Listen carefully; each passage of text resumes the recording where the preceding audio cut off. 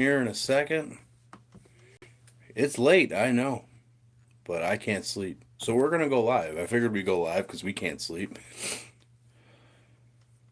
What what better thing to do than to go live when you can't sleep because the Bills playing the AFC Championship game tomorrow. That's for damn sure. I couldn't think of a better way to spend some time.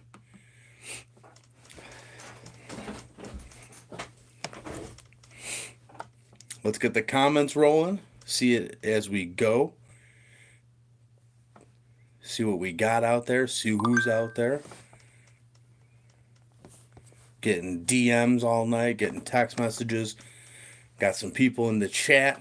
How's it going? Feel free to say hi. Get some questions out here. What are we thinking about before the game? What are we feeling? How are we feeling? I'm nervous, that's for damn sure. Got a big game going on tomorrow. Probably the biggest game in at least 3 decades at this point. I mean, maybe not 2 decades, at least three. So, I mean, there's a lot going on here. Bills AFC Championship game. Without a doubt, they're in it. I mean, everyone, you watch ESPN, you watch NFL Network, you watch Fox Sports, they're talking about Patrick Mahomes this, which they won the Super Bowl last year. Totally makes sense that you talk about him. Why wouldn't you? What else would you talk about? Except for, I don't know, the team that's won 15 games this year. See how they go. See what's going on there. I mean, it's definitely just let's take it to them tomorrow, right? I mean, we'll talk about pregame rituals tonight. We'll talk about, how long have you been insomniac with the Bills? Because Hen Dog, what's going on? Absolutely, let's let him talk about the Chiefs. But also, I don't know, let's talk about Josh Allen. Almost an MVP candidate. Above all else, an MVP candidate this year. He's fantastic. He's grown every year he's been in the league. I don't think you could see him play it out any differently through the process of his career. But I appreciate the fact that we are the underdogs because we're Buffalo. We fit in that role. The Bills are underdogs. They go to 4 straight Super Bowls and then suck for the next 25 plus years. It just this is how it goes. It's how it always been for most of our lives, if not for everyone's life, because they didn't even win a Super Bowl back when they were in the Super Bowl days. It's just what do you do now? That's the thing. Do you go into Arrowhead tomorrow and put up points? Do you win the game? Do you shut people up? Do you become the topic of conversation going into the next game? That is what I need to know. At what point do the Bills start becoming a different team than those Buffalo Bills? Because it's only a matter of time until the Bills start really putting things on the map here. If not, they have already. They're in the Final Four. What more could you expect there? They're in the Final Four. Now what do you do with that Final Four? Do you keep going with, what the national pundits would call a Cinderella story? Or do you taper off? Do the Bills have the guns to keep up with the Chiefs? That's a big question, right? That's what I keep hearing everywhere I go. Oh, Patrick Mahomes is back. This should be easy. Oh, what if they win by more than 2 possessions? That would really flip the script on its head. But, the Bills are blowing teams out through the last 3 months of the season. Not 3 months, but the last 3 months. It feels like since November, right? In January, December, November. I mean, since November, they've really been able to handle their business. But what can they do now? That is the question. That's this is what today is. This is what it's game day, for crying out loud. Can they live up to it? That's the question everyone wants to know. That's what I'm feeling. That's how I feel. I love it. Give me that energy. That's all I'm asking for out of the Bills this week, is just give me the energy.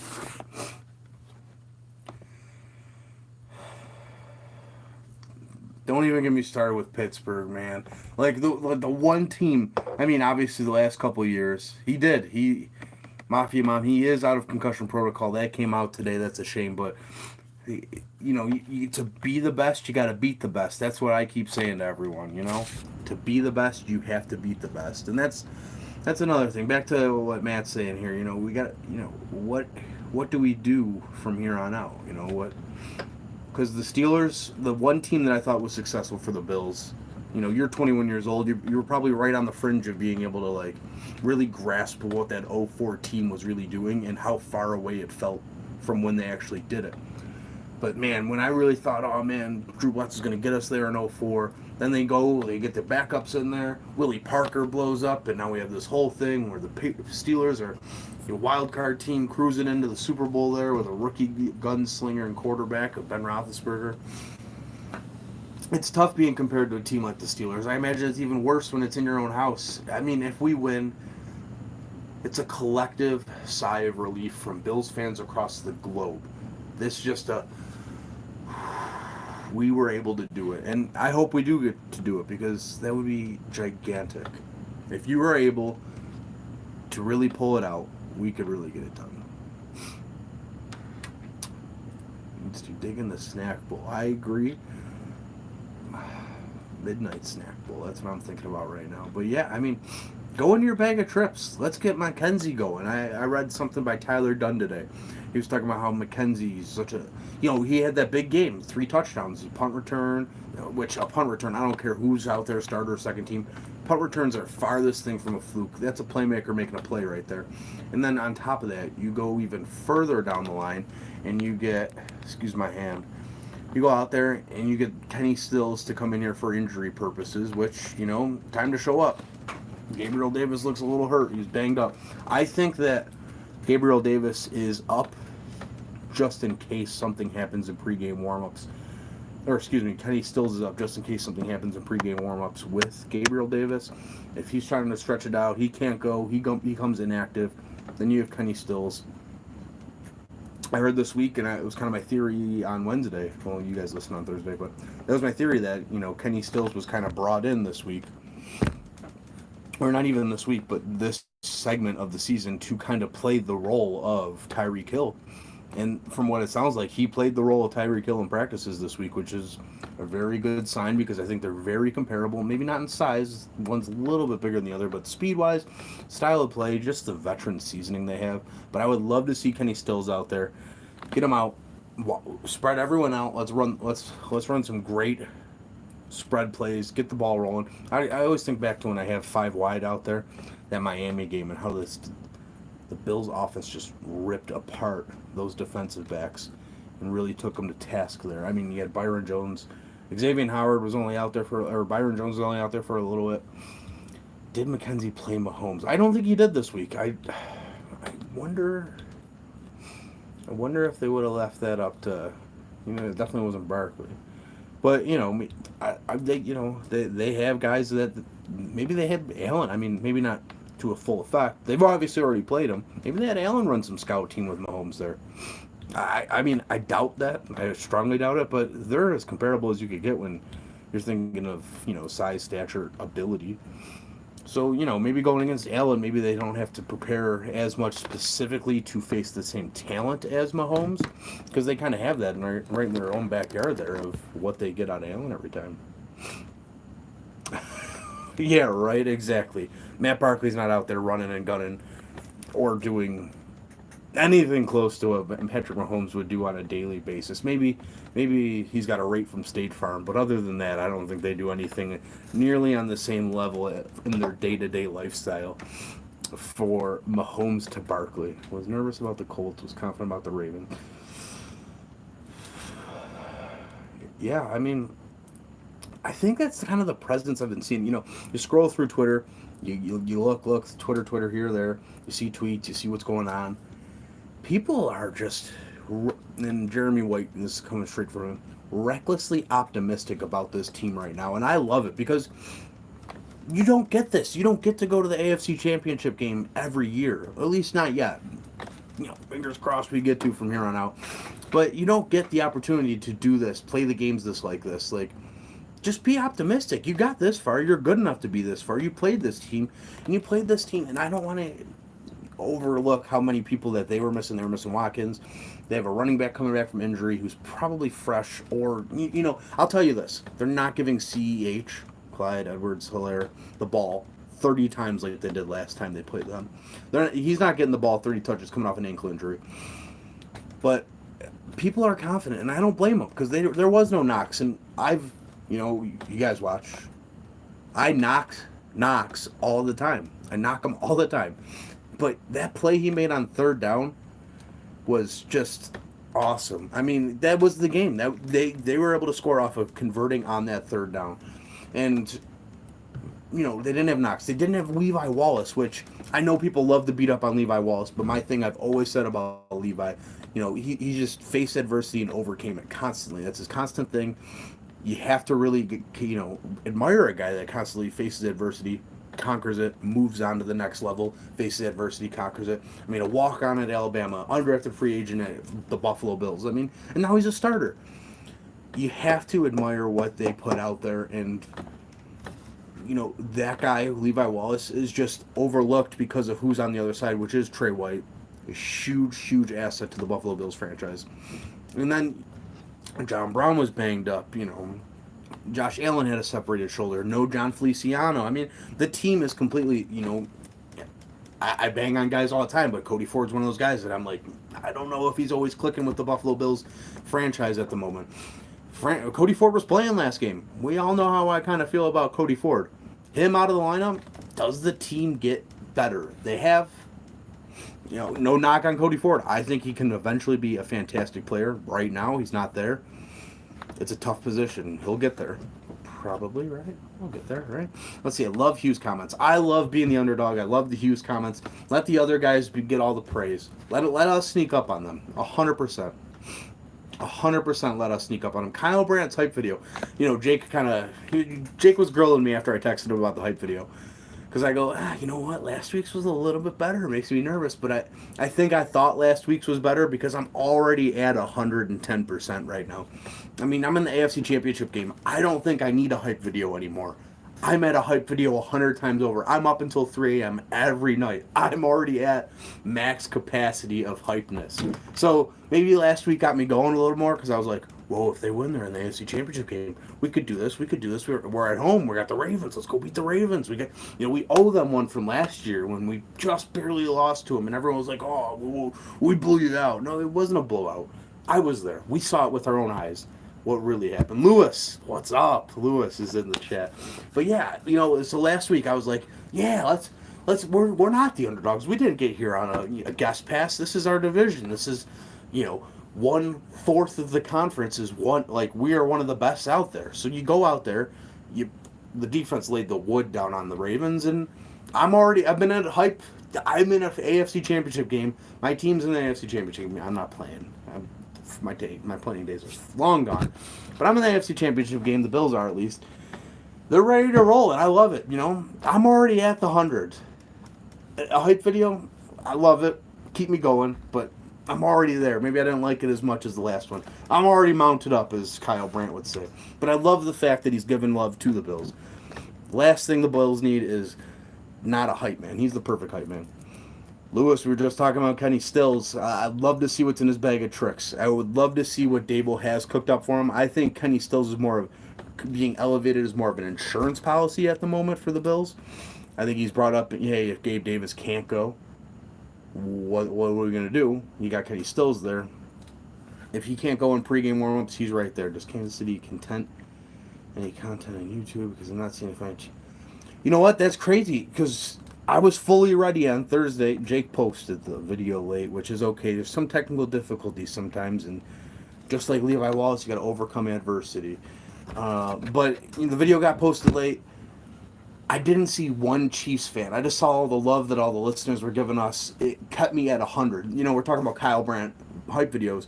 And all the love you guys were giving us in the comments kept me at 100. It's AFC Championship game. It's today. I'm not going to say the night of. It's today. We might not even sleep until tomorrow. I got brisket and pork shoulder, which is really pork. Yeah, but pork shoulder and ready for the smoker tomorrow. I got whiskey and water soaking the wood chips. I'm ready for tomorrow. I might not sleep. I don't know. We're already here. I don't know. I might throw on 4 Falls of Buffalo on ESPN Plus. Watched it all week in bits and bits. I didn't watch the whole thing every day, but I watched it, and at the end when the kick goes in, I was just like, oh. I sent a picture to Jake. I had some water on my face. I was cutting some onions. Let me get to this comment before it goes away. I feel confident, makes me anxious. I feel like the confidence that the Bills fans are exuding is wonderful. It's just this weird nature of the beast that the Bills fans feel confident. Like, and we should feel confident because if the Bills go in there and lose tomorrow, we're playing with, hey David, we're playing with house money. You know what I mean? It's not house money. It's, we've earned it. It's definitely earned money, but house money, not to be confused with house money. It's really really an interesting factor because all the pressure's on the Chiefs right now, and that's what I was saying all week. The Bills can feel confident because the Kansas City Chiefs have been here 3 times in a row. They're home back to back years. They won the Super Bowl. They're kind of coasting. Everyone's making excuses like, oh, we're still winning. I don't know why you guys are so worried about us only winning by 1 possession. Well, you're winning. Period. Like, I whether it's 1 possession or not, we're winning. But like, make it convincing, and that's what the Bills fans and Bills team has been doing, is making it convincing. So if you're going to convince me you're coasting, well, why are you coasting? Why don't you just blow teams out and be done with it? The 2009, 2007 to 2008 New England Patriots were just blowing everybody out. No one was convinced that they were worried about it. No one thought they were coasting. They were just doing it and rolling with it. It was that simple. So the Chiefs have been a little suspect. They have to get back on their, train tracks, I would say. So really, what are you going to do? How do you do it? And, the Chiefs have all the pressure. The Bills, loose. We're watching Kyle Bryant hype videos. We're enjoying the moment. We're soaking it in. We're up at 1 in the morning watching dumbasses like me on live streams. Just enjoying the moment. And that's the biggest thing the Bills have been doing. Hopefully the players, the fans certainly have. Just enjoying the moment while all week the Chiefs have to worry about concussion protocol for the cornerback, the quarterback. Is Clyde Edwards-Hilaire's ankle okay? Is Sammy Watkins? Oh man, he's probably done. Is Sammy Watkins healthy? While the Bills are like, all right, well, we'll bring up Kenny Stills instead of Gabe Davis then, and exactly. Here's the thing: we have nothing to lose. They do 100. That's exactly. All of the pressure is on Kansas City. The Bills are just here. They're living. They're thriving. We're here for the first time in 27 years. Let's, we can look at all the comparables of what happened the last time we were. I've barely slept in 3 weeks.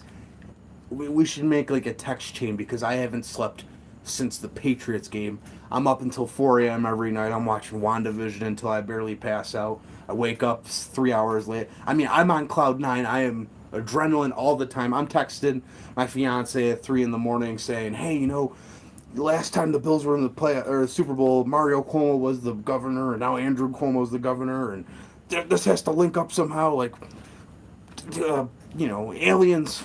I feel like I'm that meme sometimes because I'm texting people at 3:30 in the morning telling them all the crazy stuff. McGregor got knocked out in the second round. He's probably done. I can't see him continuously to embarrassing himself out there because, I love him. He's must-watch TV. But him getting knocked out is no good. And then, hey, exactly. This is why I texted Jake and Dave and I go, hey, I'm going to go live tonight. And they're like, oh, yeah, well, what time? And I'm like, midnight. And they're like, midnight? What are you crazy? It's midnight. No one's going to watch. And I'm like, well, maybe no one watches, but the 4 or 5 people that are going to watch are going to be exactly like me, that can't sleep all night. And we're going to want to talk about the game because we can't sleep all night. And that's why we're here. It's because we can't sleep all night. Diamond Dave is here. But yeah, I mean, I texted them, and they're like, well, the McGregor fight's happening. And I go, listen, if the McGregor fight's happening, no one that's going to be watching the McGregor fight of a Bills video for this. I'm glad we're at least chatting about it because there's a lot going on. I mean, this is a big game. I'm not nervous. I can honestly say I understand the gravity of the situation, but I'm not nervous that they're going to blow it. Because I just feel like all the pressure is on the Chiefs, and the Chiefs have been worrying about a checklist and litany of other things, while the Bills have just been like, we're going to trust the process and go all the way along and follow our protocols and process. Hate to hammer a horse there, but we're just going to do the damn thing and keep going. And the Bills, fresh, pressure-free, they play today. 6:45 Eastern probably. I think they're going to push that game time back because they don't start the second game until the first game's done. And I don't know. Do you guys have any predictions about the first game? Obviously, we all know what we're thinking about the second game. I mean, go Bills, right? But who do you think represents the NFC this year? I mean, there's got to be, Tom Brady or Aaron Rodgers. Do you guys want to face Tom Brady? Because that's kind of a tall task to face Tom Brady in a situation like that. Bucks.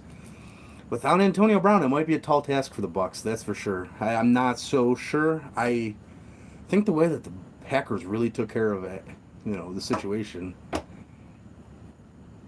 Ooh, Mafia Mom, you're getting me excited with a comment like that. You're getting me excited with a comment like that. I'm not even going to lie to you.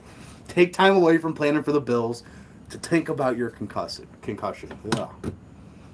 I mean, I hope he's healthy. Listen, concussions are very serious, but, focus on the Bills a little less and focus on your cranium a little more, right? Anything but a State Farm commercial, Casey. Yeah, okay. So, yes, anything but a State Farm commercial, but let me just put you in a crazy scenario that we don't want to know or don't want to think of. So, let's imagine Patrick Mahomes and the Kansas City Chiefs, the team that just beat you, versus Tom Brady, the guy that's beating you up year after year after year after year. Do you really want to watch a Super Bowl where it's Patrick Mahomes versus Tom Brady? While it may be tantalizing, you might enjoy the game, like if you just turned everything Bills off in your head, but do you really want to see the team that just beat you go against Tom Brady? Who are you rooting for? I mean, I guess in a situation you could root for, at least we lost the championship team, but really we're picking hairs there. I mean, this is a very serious situation, you know what I mean? So I don't know. I guess if the Bills don't win, I'm rooting for the Packers. Which, knock on wood.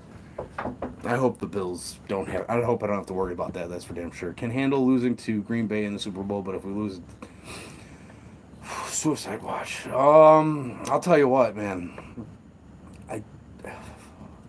If we make it there, I need a win, and I hate to say that because it's such a serious thing. But 0-5 in the Super Bowl. That's a pretty serious situation right there. 0-5 in Super Bowls is nothing to scoff at. But, regardless of the situation, regardless if they win tomorrow or lose tomorrow, regardless if they win in 2 weeks or lose in 2 weeks, this Buffalo Bills team is not a fluke. They're just starting something very special right now. 1-5 will be fine. Hey, 1 for 5. That's 20%. I was going to say if you're hitting 20%, 200 in baseball, it's good, but that's not that good anymore. Listen, 1 for 5. Why is that good? Why is hitting 200 good? What could I do for 1 for 5? Hey, shoot or shoot, right? If you're shooting 5 times, I mean, shoot to get hot, shoot to stay hot, right? So go 1 for 5 in Super Bowls. I'm not going to complain. You call it different eras. Well, we went 0 for 4 in the 90s, but we're 1 for 1 in the 2020s. Hey, the roaring 20s. The Buffalo Bills are going through a roaring 20s phase right now, where they're going to get it. Yes, that's exactly what it is. 1 for 1. That's what it is. 1 for 1. Roaring 20s, 2000s. Y2K happened, and we just wiped away all of the records of the 0-4 Super Bowl. We took that film and put it right down the four falls of Buffalo, and then we're just going to go 1 for 1 from here on out and bat 1,000 from 2000 completely on. No more. But let's focus.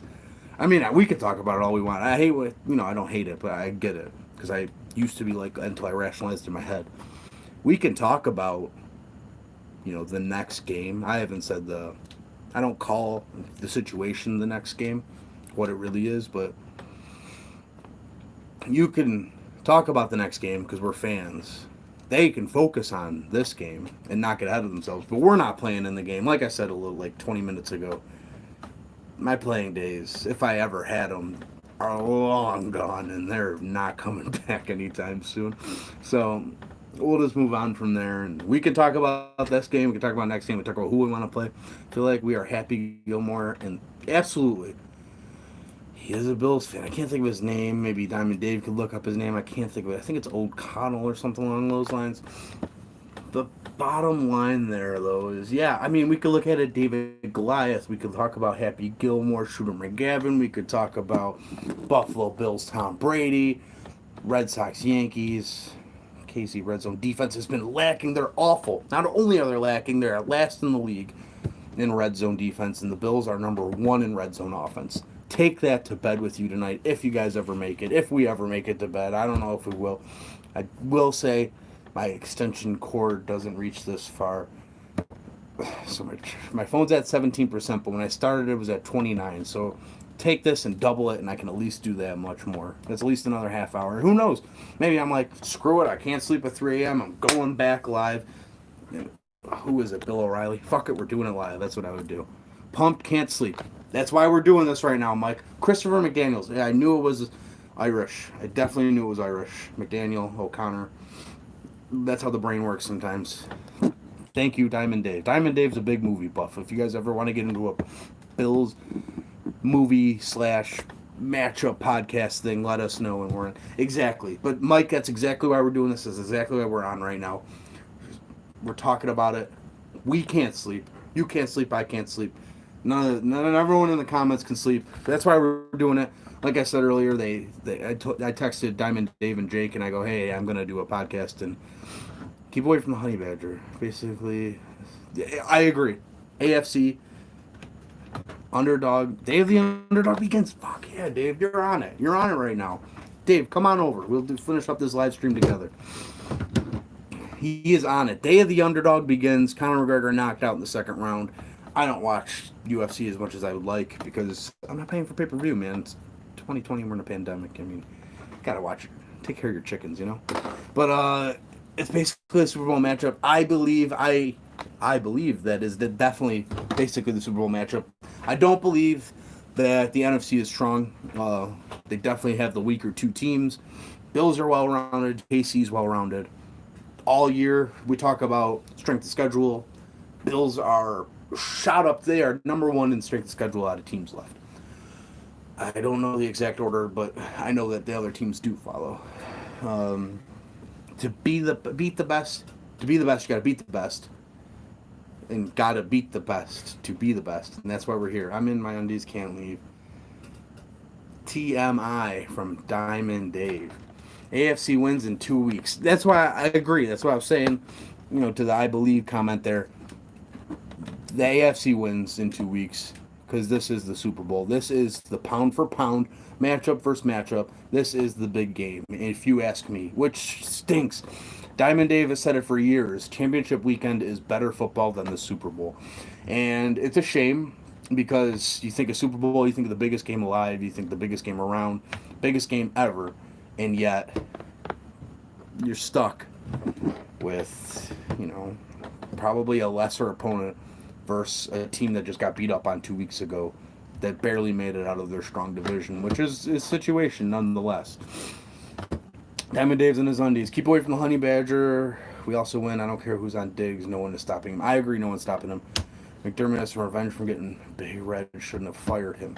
And I read there's so many articles. There's so much Bills knowledge out there. There's so much everything Bills going on right now. Andy Reid did, in fact, fire Sean McDermott. That wasn't breaking news. You guys know that. But I'll also double down and say that this isn't one of those things where, this isn't one of those things where this guy coached under him and he's well known. I was listening to, not Freddie Coleman because he's not on at midnights on the weekends, but it was someone on ESPN radio before I got here, and they were talking about how, Andy Reid's always fared well against his assistants because, this, that, and the other thing. And the other thing is, Sean McDermott and Andy Reid did coach with each other. However, they are not the same coaches. Well, Andy Reid might be the same. He likes a quick pass game. And I mean, Jeff Garcia is successful in Andy Reid's system, so give all the credit you want to Patrick Mahomes there. But, you think about it, and what you really get out of the matchup is a guy that went to Ron Rivera's Carolina Panthers, excelled, worked on his craft, completely changed the game plan. He has Leslie Frazier in his back pocket. He's got Brian Dable, who's been to 8 AFC championship games. That's a lot. Excuse me. And you have all this experience on your side. Exactly. Riverboat Ron is McDermott's apprentice. Exactly. He might come from the Andy Reid tree, and so might Ron Rivera, but he worked on his craft, honed his craft, got better on his abilities under Ron Rivera, which eventually pole vaulted him to the Buffalo Bills job, and I stand on this grave today and say that he was the best hire since Mark Levy. Lewis, let's see what this one is. The Bills have players to keep Mahomes on the sidelines. They do have the offense. I always think about, what was that, the Steelers game where they killed 7 minutes of clock at the end of that game. That was impressive after the Levi Wallace interception. I did get to that, but we'll get to that in a second about the Tyreek Hill's comments. I will in a second, Diamond Dave. Don't put that on that, so we can really dive into that as well. I am down to 15. Oh, we got 15% of battery left. We're cruising. To be fair, so much confidence to go to the distance. Lewis, I'm with you 100%. This is how we're doing it. Bills have all the confidence. They have the defense. They have the players. They have the health. Let's line 11 guys up on 11 guys up and see who the better 11 is. That's how this is going to shake out. This is how this game's going to go. The best 11, best 22, 32, 33, however you want to cut it, the best team will win tomorrow. And that's one thing I can guarantee. I don't see the, the ref should have done this, the delay of games, this, that, and the other thing. I think whoever wins tomorrow, 5 wide, will be winning by a lot. And I think it'll be very clear-cut winner on that one. Let's see. Tyreek Hill's comments today. It was in an article I read. I do a lot of reading. That's why I've been wearing the glasses lately. Well, Tyreek Hill's comments today said, "Oh, don't worry. If there's a Super Bowl in 2 weeks, you already know that the Chiefs will be there." And I don't know if he knows he has a game tomorrow. Maybe he's so psyched out. Maybe concussions are contagious in Kansas City, which I hope not. Like I said, very serious situation there. But I don't know if he knows he has a game tomorrow against a team where he's going to be lined up against an all-pro corner. And the other side, he's probably got the best wide receiver going against him in the league with Stephon Diggs. Top 3 quarterback nonetheless with Josh Allen, and the Bills will be ready to roll. Listen, they have good players. There's no doubting that. Tyreek Hill, Travis Kelce, Pat Mahomes. Alaire's had a great rookie season. Not anywhere close to a Rookie of the Year season, but you're running in a Patrick Mahomes offense. Le'Veon Bell, that's a name that probably hasn't been brought up enough lately. Let me tell you about Le'Veon Bell lately. So last game against Cleveland, he got out there on the first play. They split him out wide. He ran the wrong route, and then Le'Veon Bell did not play another down for the rest of the game. I watched a lot of film on the Chiefs.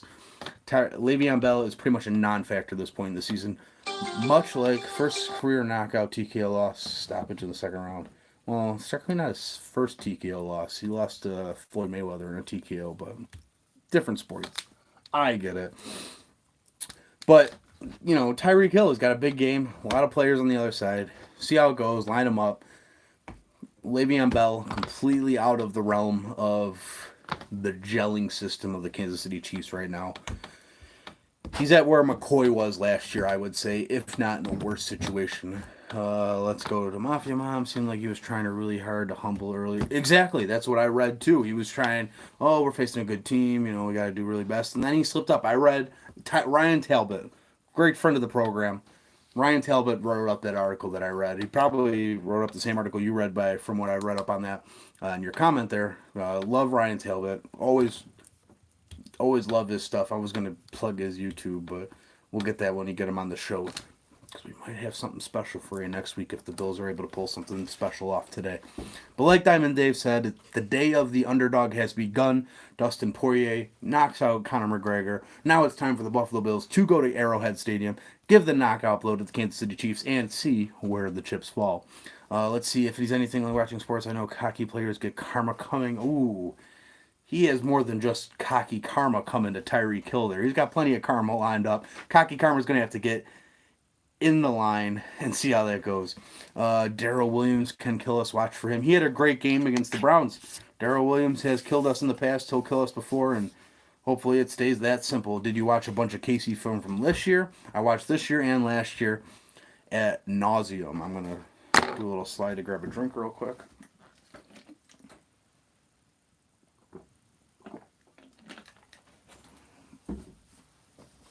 And I'm back. Tendencies that you can break. I mentioned them on the show on Thursday. That came out. We film it Wednesday, so I always have to stop and pause about that one. Tendency breakers for the Chiefs. Now, honestly, you almost have to throw it out the window until you really find out the mobility of Patrick Mahomes, because if he is healthy, so he doesn't hurt his foot or he doesn't hurt his head last week, the tendencies you would want to break are simple. They are keep him in a pocket, make him a pocket passer, don't let him get outside the tackle box, and make him play within himself, and then play a shell game over the top so Tyreek Hill's a bust one open, and allow your safeties and linebackers to play tag with covering Kelsey. It's that simple.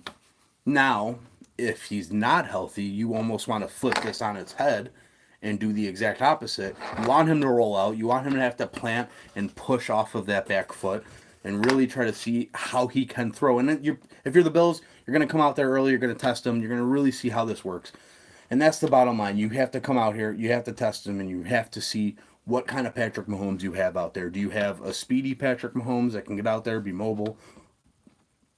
Or do you have a Patrick Mahomes that you're kind of stuck with, and you keep him in the pocket and you make him get out and plan off of there? So you almost throw it all out in the trash, throw it to the curb on Wednesdays, and you really have to see what kind of Patrick Mahomes you get. And I can't imagine that the Bills aren't planning for a situation like that. Like, do we send someone? Do we not send someone? You're going to know probably in the first quarter straight up how you think Patrick Mahomes is looking with that foot. If you get him to spread out, you get him to roll out, you see how it goes, and you kind of see if you can get him on his toes. Didn't mean to rhyme there, but that's how that works. Watch Bo Pete target if he gets him for the game. He played in week 17, gave up 4 catches on 5 targets for 51 yards. Yeah, they have Jarvis Sneed back, I think is his name. I apologize if I'm getting that one wrong. They have Bashard Breeland back. I don't even know if that's his...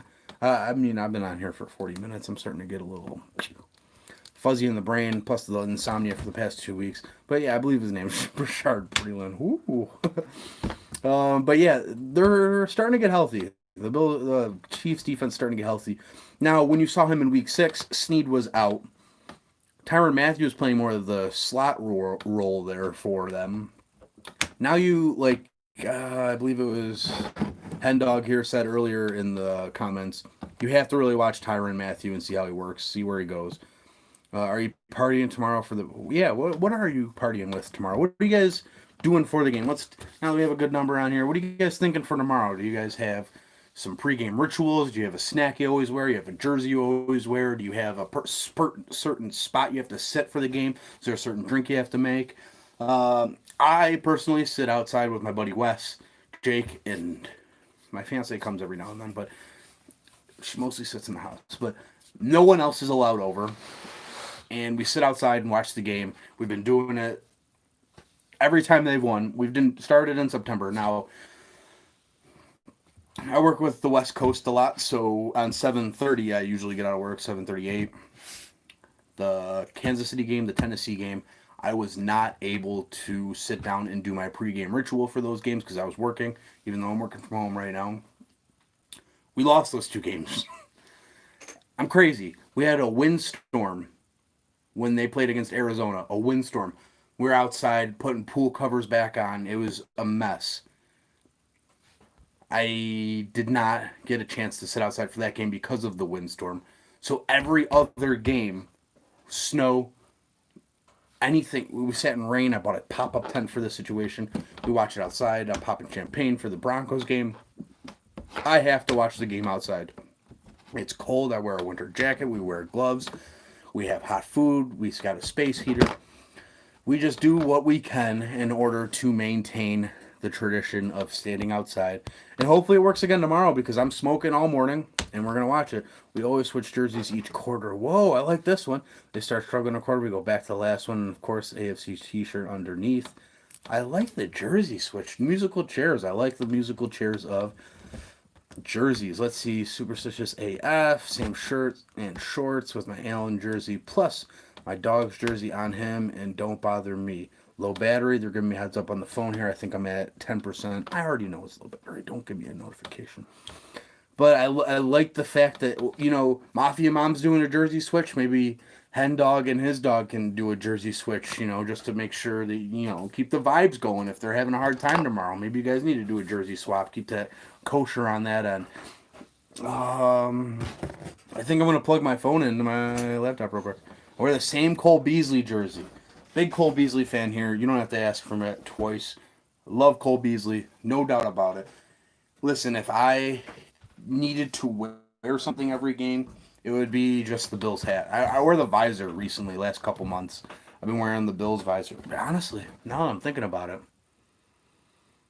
Now that I'm thinking about it. I probably wore the visor during the game, every game we've won. I I can almost say it with certainty that every game we've won, because I started in September, bought it as a summer hat. Don't know why I was wearing it in the winter, but I started wearing the visor. That blue visor you guys see me wear every now and then. That is the that is the hat of choice when we win football games. We also, an attempt to get the kids involved, sing the South song after each score. That is wonderful. Can you imagine 70,000 people singing a shout song after that Taron Johnson interception?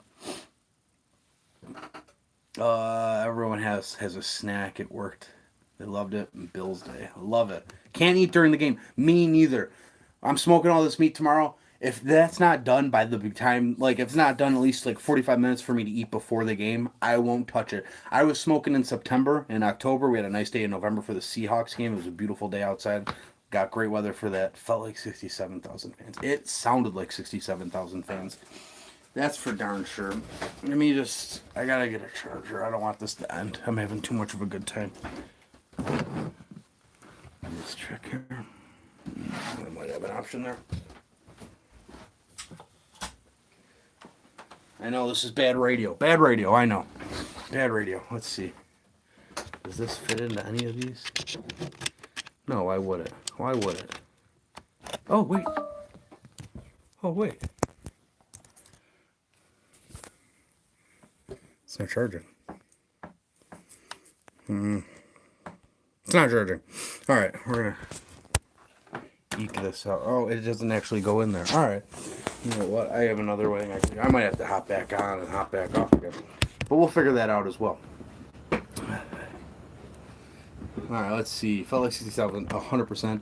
I can't eat during the game. It's the biggest crime of all time that I can't eat while watching a game because I love the food I make, the smoking I make. Also, sometimes I fuck up my smoker. I put too much bad smoke in there. I don't want to eat the wings, but it is what it is. I've learned it. That was one thing I picked up during the pandemic is learning how to smoke meat.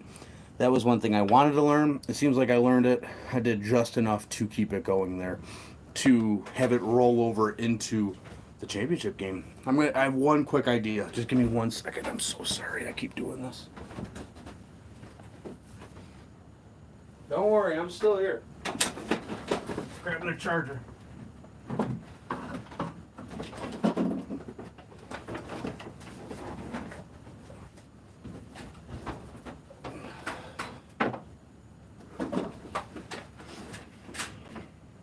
I'm still here. Don't leave me. I'm not leaving you. Don't give up on me, babe. Buffalo Bills all night tonight. Don't you worry. Think I figured it out. We got it. All right, hey, all 11 of you guys stayed. I appreciate that. Unless someone swaps someone out for someone. All right, let's see. Does it work? Are we getting a charge? We're getting a charge. Wow. And the crowd goes mild. All right, let's see what we have. My son was like, 8 diehard Bills fan. Bills Mafia now. We don't call them fans anymore. We're Mafia, right? Bald after we beat Indy. I know, I made it to the charger. We did it. This is going to be an hour-long live stream, I think. Let's see. Already up to 8%. Let's see. All right. Woo! Bald after we beat Indy. The Indy game was so stressful that once that game was over, I just sat there and I was like, I was so close to crying, but I was just so thankful it was over. I didn't even get to cherish it. I feel like the closeness of the game took away from the meaningful part of the game because I'm just such a stress head when it happens like that. Like when the games go in that direction, it becomes really difficult to really get the full effect of it. So that's the hard part easily.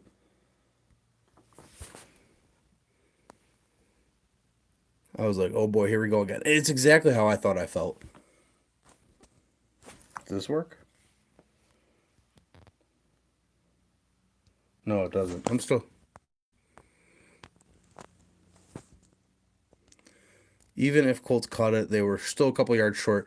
Yes, they were a couple yards short. However, how easily could it have been if they just caught it and made the most of it? I was going to cry, looked over, thought he was hurt because he was crying so hard. That's how I felt. That's how I felt about the stress of the game. I felt like it was so stressful that I couldn't fully enjoy the meaningfulness of the game. I'm sorry for keep you guys are probably in the spin cycle right now. I'm so sorry. I'm just making sure. All right, this is the best way. We're out of the washer. Bills will shock everyone in KC. I wish I was there to see faces. Lewis, thank you for bringing that up. I'm on Twitter at Madmen Sports at Madmen_sports. Don't have to follow it. We don't care if people follow. We have a terrible following ratio. We have a terrible following period. Not that the people that follow us are bad. It's just we don't keep up with our numbers the way cool people should. Dave, I thought you were going to bed, Diamond Dave. He can't stop it. We already covered that. We'll get back there. But here, let's go. Let's go. I was talking to Lewis. Yes. I think that there's going to be a shocking amount of Buffalo Bills fans there tomorrow. I think that there is going to be at least, at bare minimum, 3,000 Buffalo Bills fans in that stadium, which is insane. If we make it to the Super Bowl, make another hype video, and we will plug that everywhere we possibly can. Low battery, which, yeah, you're at 10%. You're going up. Pfft, this phone's stupid. It's probably YouTube telling me. They're not stupid. Please don't stop it. But without a doubt, I just feel like the Bills fans are going to be there. Agree, they rented out a parking lot for tailgating. I saw that on the Bills Mafia Facebook page. How many fans do you need? It's a pandemic. There's 22% capacity, which is just 17,000 people. And yet they have enough Bills fans there to take care of a parking lot. Bad news, Chiefs. Bad news, Chiefs. They should have played us 27 years early. I mean, they did, but they shouldn't have waited 27 years to try to get us back in the AFC Championship game. Bills Mafia will be there in force tomorrow. And I think it's today. It's game day, guys. I just haven't slept, so I don't call it tomorrow yet. I felt the same way. Weird feeling. Bills slowly flipping the narrative. It seems not so slow, though. It seemed like we were just like, oh, man, it looks like Josh Allen's getting closer. He's getting better. And then all of a sudden, bam, Josh Allen is an MVP candidate. How did that happen overnight? I don't know. I read an article, because I do a lot of reading. That's why I wear the glasses now, that someone from his local town said Josh Allen got a certain amount of, like, vigor in his stomach when they saw that they drafted Jake Fromm. It, like, lit a fire in them because they were like, oh man, I can't believe that they're like still questioning if I'm the guy or not, which I don't think anyone was questioning. We just went to the wild card game. We barely lost to the Houston Oilers, Texans. And, it was really interesting. And what do we do now? And I just love the fact that Allen rose to the occasion, stepped up, and really stuck out this year. Feels like the Jags or Tennessee both attended from the videos I've seen. Wow. That would be big. If they have that kind of presence, as such as the Jags game or the Tennessee game, that would be a huge presence for a game where you only have 17,000 fans inside of it. But give it to me. Give it to me all the time. I want to hear it. I want to see it. I want to hear the fans on third down. Patrick Mahomes is trying to make a normal call, which is something he probably hasn't had to worry about all year, is having a hard time making a call in his home stadium.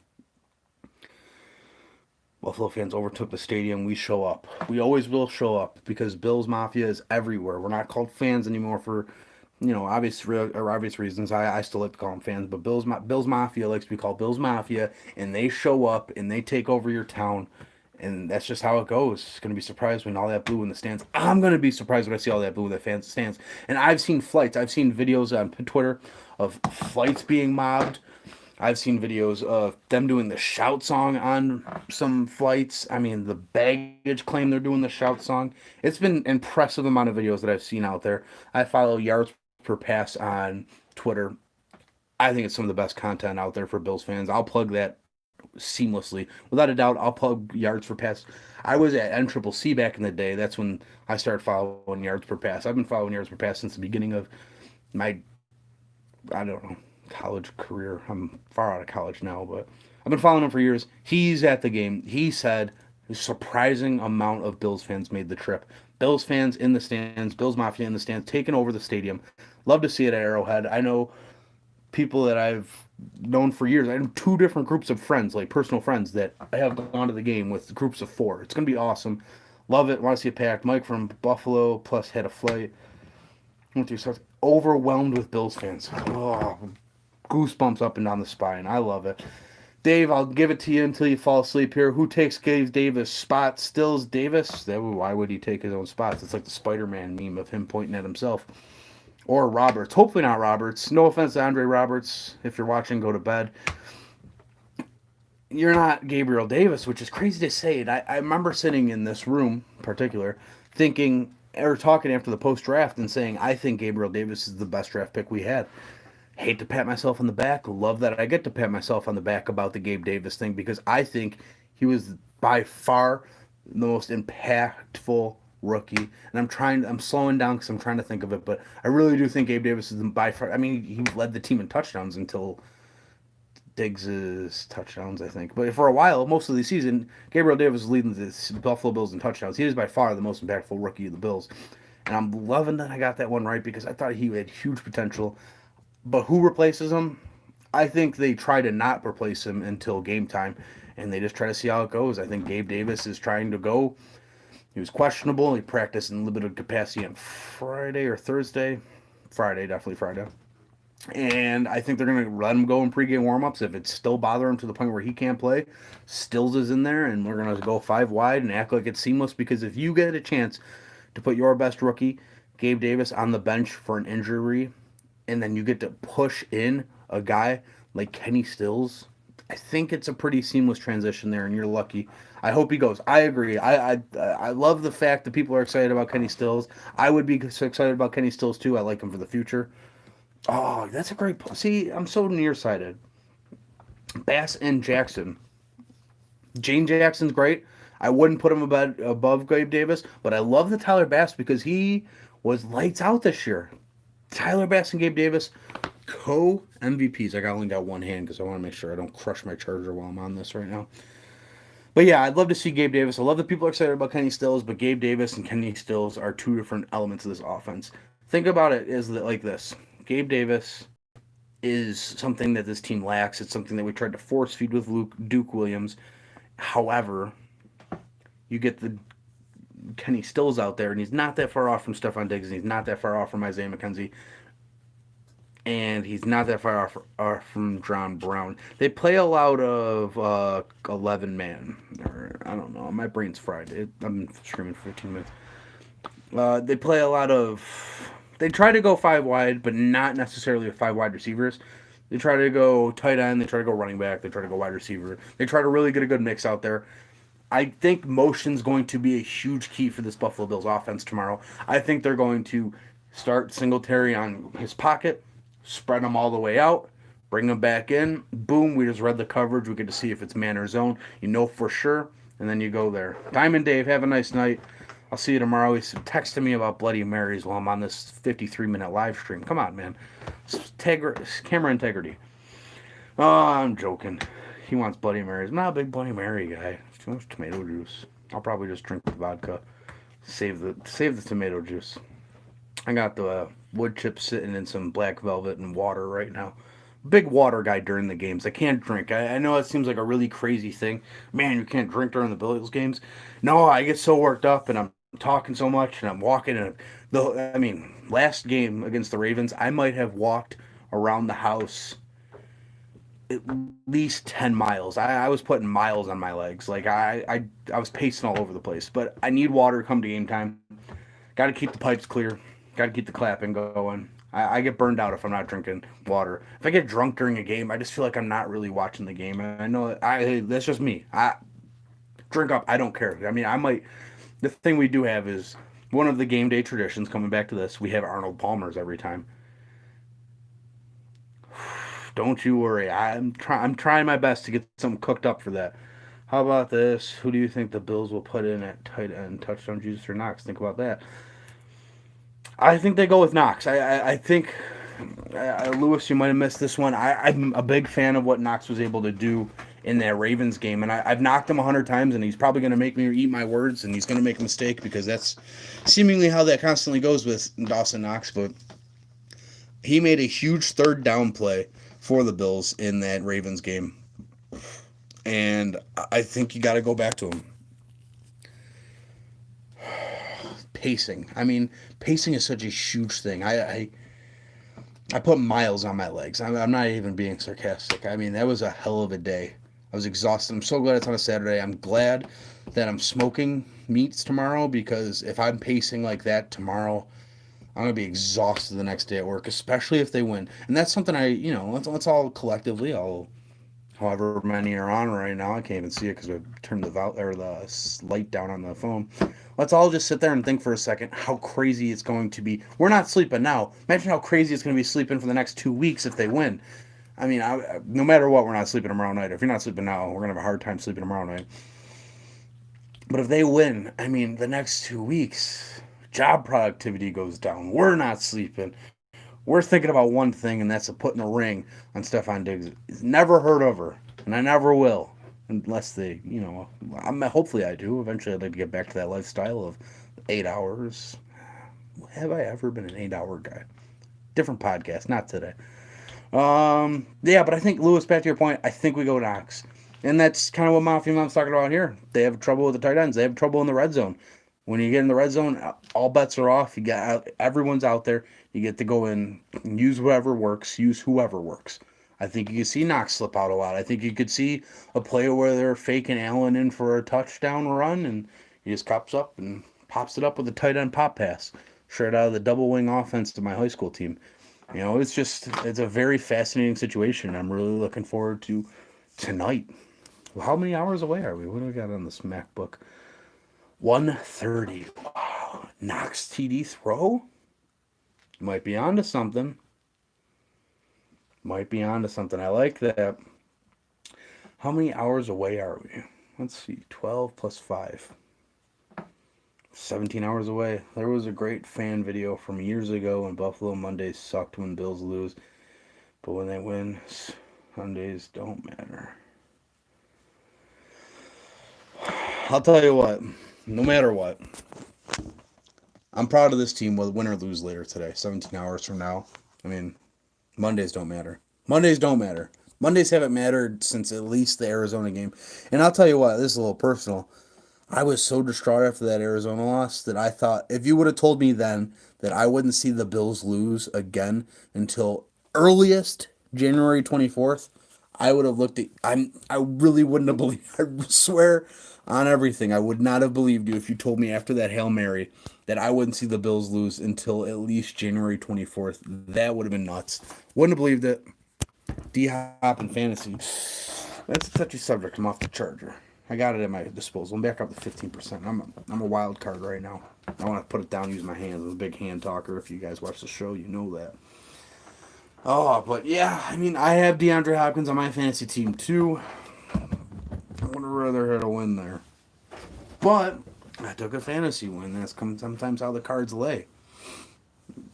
About to hit an hour on the live stream, which will be maybe the longest live stream in Buffalo Bills Mad Men sports history. I don't know. I watched the Jake ones, and I don't know how long those go for. I'll be honest. But they seem like they go on for a long time. He gets good content. He's one of the best out there. So guys, give me a heads up. Who do you think is the key to the Buffalo Bills besides Josh Allen, that's what we, at Men Sports here, when we talk about keys to matchups, diamond in the rough, we talk about everyone but the quarterback. We've been preaching for 3 years here. Quarterbacks are everything. We've been telling anyone that would listen, quarterbacks are the only thing. Quarterbacks are the only thing. People are like, no, but you need a whole team around them. Look at guys, at the time they were talking about, what about guys like Deshaun Watson's situation now? Yeah, but imagine how much worse they would be if they didn't have Deshaun Watson. All they need is to put a couple pieces around Deshaun Watson. If they get rid of him, they're on the search for a brand new franchise quarterback. The Bills don't need to do that. It's a complete situation flipper. So we got Brian Snack Bowl Dayball. What if we just drop the Dayball at the end? We just call him Brian Snack Bowl. Beasley catching underneath will open everything up. If Beasley's healthy, I think that goes a long way for the Buffalo Bills. I think that completely flips the script, and we see a completely different team than we do even against Indianapolis, which they did score 27 points. I love how you listen to GR, which I love those guys. I mean, that's one of those thick and thin guys. I've stuck with GR for years. Howard Simon, and I remember when Howard Simon was in the afternoons. I remember when Howard Simon was on Empire Sports. That's how crazy I am. It's probably not that long ago when I'm really thinking about it. Branson. If Diamond Dave was still on, he'd tell me the guy that was on Empire Sports with Howard Simon. But where was I going with that? But I love how everyone's like, man, this offense is really sputtering. They haven't really gotten going. They scored 27 points in the Indianapolis Colts game. 2 years ago, we would have killed for a 27-point game. He was hobbled at the end of the Patriots game. That's when he really got hurt, right? I was worried about that. I'm surprised how hobbled he was in the Colts game because I really took it for him not being really that hurt because it didn't really seem have open up that playbook and don't hold anything back. I agree. The days of having Isaiah McKenzie throw a touchdown, John Brown throw a touchdown, Cole Beasley throw a touchdown, that's all vanilla shit. We need another level of trick plays. That Statue of Liberty, though, that can come back this week. The fact that they don't care as long as we win. I don't care. I just love the fact that they got 27 points and everyone's calling it a dog offense. I'll take that. That's how good this offense is. I'll tell you what, this is the worst defense the Bills have faced in a long time. So long that I don't even want to talk about it. This is the worst defense the Bills have played in a while. And above all else, I'm really impressed that they've been able to beat such good defenses. And hopefully they can come back around here and really stick it to the Chiefs. Because their not so good defense really put a hankering on Josh Allen. I believe he had 78 yards going into that final drive. Going against Kansas City the last game, I think he had 78 yards, and then he obviously finished the game with 122, which is easily his worst performance of the season. Give me some running back talk. You guys want to talk? Exactly. Ravens was... The Colts stacked up well, though. First good mobile quarterback KC has faced since us. Yeah, but they did put us in a bind there, so maybe we need Josh to be a little bit more of a pocket passer, right? I don't know. I mean, listen, I'm lucky as hell that we still have our coordinators from the moment. I don't know if Leslie Frazier will be here forever, but the fact that they've gotten this far is very impressive, and there's no scoffing to that. Gap integrity. That's what I said. Gap. You know what? This exactly what Mike just put there. Exactly what Mike just wrote down there were my game notes for the Ravens. And you know what? They executed it perfectly. They executed that to a T. If we get the Buffalo Bills versus the Ravens defense, which, guys, that was only 8 days ago. It's definitely possible. We're not asking let's see, even 3 weeks ago we were asking, man, I wish this defense was as good as last year. We're just asking them to be as good as they were last week. This team is right there. If we get the offense that the Bills had in week 1 of the playoffs, where Allen's plus 300, plus 50 rushing, he's got, 3 touchdowns total? He got 2 passing, 1 throwing. 2 passing, 1 throwing. 2 passing, 1 running. Excuse me, Jesus. And then if we get the defense of last week, and we put that together, make a little team baby team right there. Got something special on our hands going for KC right there. I'm excited. I think the Bills are well prepared. All the pressure's on KC. Bills are ready to rock and roll. Sammy Hagar's in the background. We got Frank Sinatra playing in the pregame locker room. We're calm, we're cool, we're collective. and we got to really make some plays tomorrow. I'm real. Today, it's game day. What are we almost there? Almost there. Almost to the game time. A little less than 17 hours now. Weather played a factor too, with this completely different team. Week 6. Guess what Chiefs fans have been panicking. I see the Chiefs fan on KC Twitter, and they're really interesting. These guys are the cockiest guys and gals I've ever seen, and they've really lucked into Mahomes. Like, you're welcome. How about a thank you for giving your franchise quarterback? Right? Do you think they'll have Yeldon still in the running back role because he didn't do anything last game and it's time to change it up? Did he not do anything last game, or did they not give him an opportunity? I'm a big fan of TJ Yeldon. I think his 6.8 yards per carry is a bill, or yards per touch, that's including receiving, is a very impressive feat. This year alone, he has 7.0 yards per carry. I think TJ Yeldon's a weapon that they don't use enough. And maybe it's because they want these running backs to get going. Maybe they like him in pass protection. I've never understood why they have a guy like TJ Yeldon who's been successful at Alabama, been successful in Jacksonville, on this team and yet not use him. I never understood it. They responded to me with a wide right, like I have no attachment to those teams. No one has any attachment to those teams. I get it. Like, it's been 20. The wide right hurt a lot more when we were 19, 45, however years those were without playoffs. I think it was actually just 17, but it felt like a lot. It felt like a lifetime, honestly. Wide right and Tennessee Music City Miracle, they don't give him an opportunity. I agree. Give him out there. Let Yeldon spin. I also give a lot of credit to Devin Singletary. Let Boder spin. Absolutely. Saw this thing about KC. Where's I go? Let me finish it here. Yeah, no one has attachment to those teams anymore. Those teams are done. Those teams ran their course. Listen, they're 4-time AFC championship games or teams. Those guys get all the credit. So I was thinking about KC having a highest overachievement percentage and highest luck percentage over like 15 years. Their cockiest not earned the season.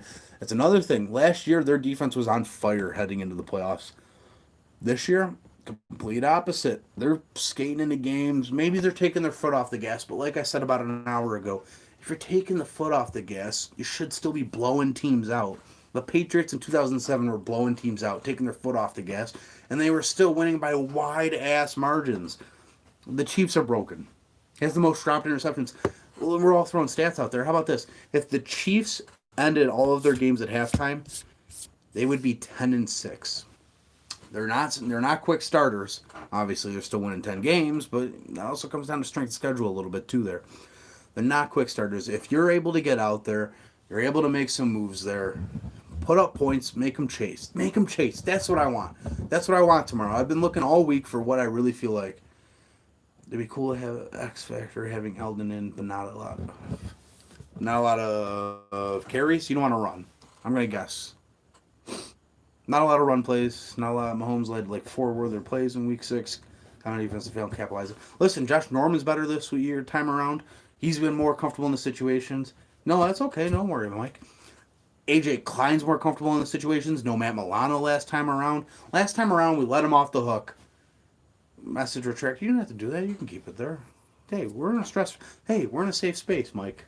We're good. We're waiting for the game, which is exactly 17 hours away. Take it in, guys. Take it in. 17 hours. Pedal to the metal. Exactly. Motley Crue going. Put points up early. That's what I've been waiting all week to think about. Put points up early. Make the Chiefs chase. Make the Chiefs chase you down. Make them feel like they have to score. Edmonds was hurt. White was hurt. Levi was hurt. Milano was hurt. AJ Klein was not on the same page with the defense. Harrison Phillips wasn't in the same position. AJ Epinesa wasn't in the same position. What are we doing? I mean, no Feliciano, no Dawson Knox. Josh Allen separated shoulder, non-throwing shoulder, which this is the non-throwing shoulder for me and him. I mean, John Brown was hurt. The list goes on and on and on. This is a different Buffalo Bills team. Listen, if Vegas thought that the Bills were going to get in trouble tomorrow, they wouldn't have set the line at 3. 3 is a pretty much pick 'em on the road. If you're a 3-point underdog on the road, you're right. They didn't give him the opportunity. Oh, that's still. Oh, I'm down here. Okay, perfect. They still had a chance in the fourth quarter. You're damn right. You're damn right. That's the crazy part. We had a chance. The Bills had a chance. The Bills had an opportunity to really make that game worth something. Excited to see what the team can do. I think we know what this Bills team can do. I think the real big question mark for the Chiefs fans, for the Chiefs coaching staff, for the Chiefs themselves, all the pressure's on them. They need to show everyone else what they can do. The Bills are comfortable with what they can do. The Bills fans are comfortable with what our team can do. Coaching staff knows what they're doing. They're going to play their game, as McDermott said. The Chiefs have everything going against them right now. I don't care if it's healthy. I don't care if they're not healthy. Prayers to Allen's dad. That's something I did want to talk about a little bit too.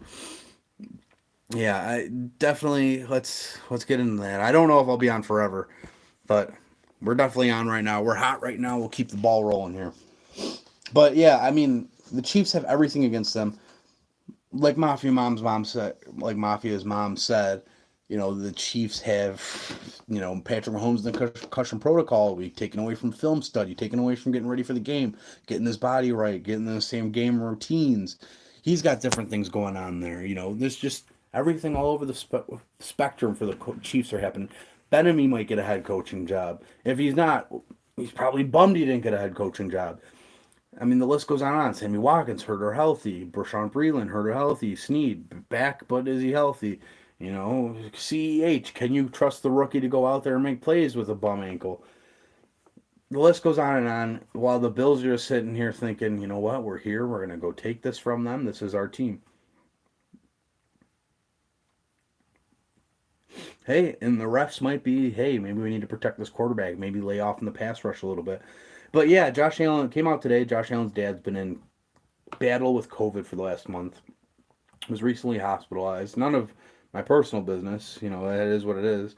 Hopefully he's healthy. Hopefully Josh is okay in a good spot with that. But we really have to see, does Josh, get affected from the situation? Is that a lot for him to handle? I think he handles adversity very well.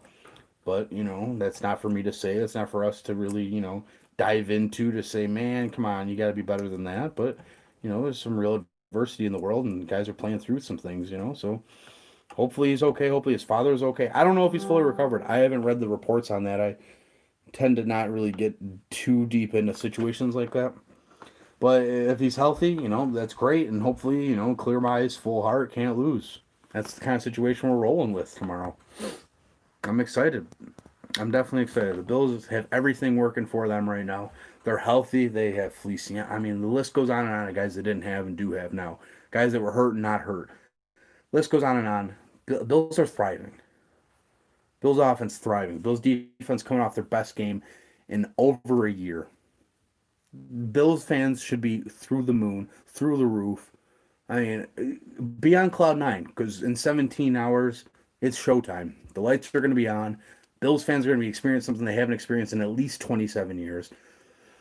I mean, this is the show. If you guys can't enjoy this, when can you ever enjoy something?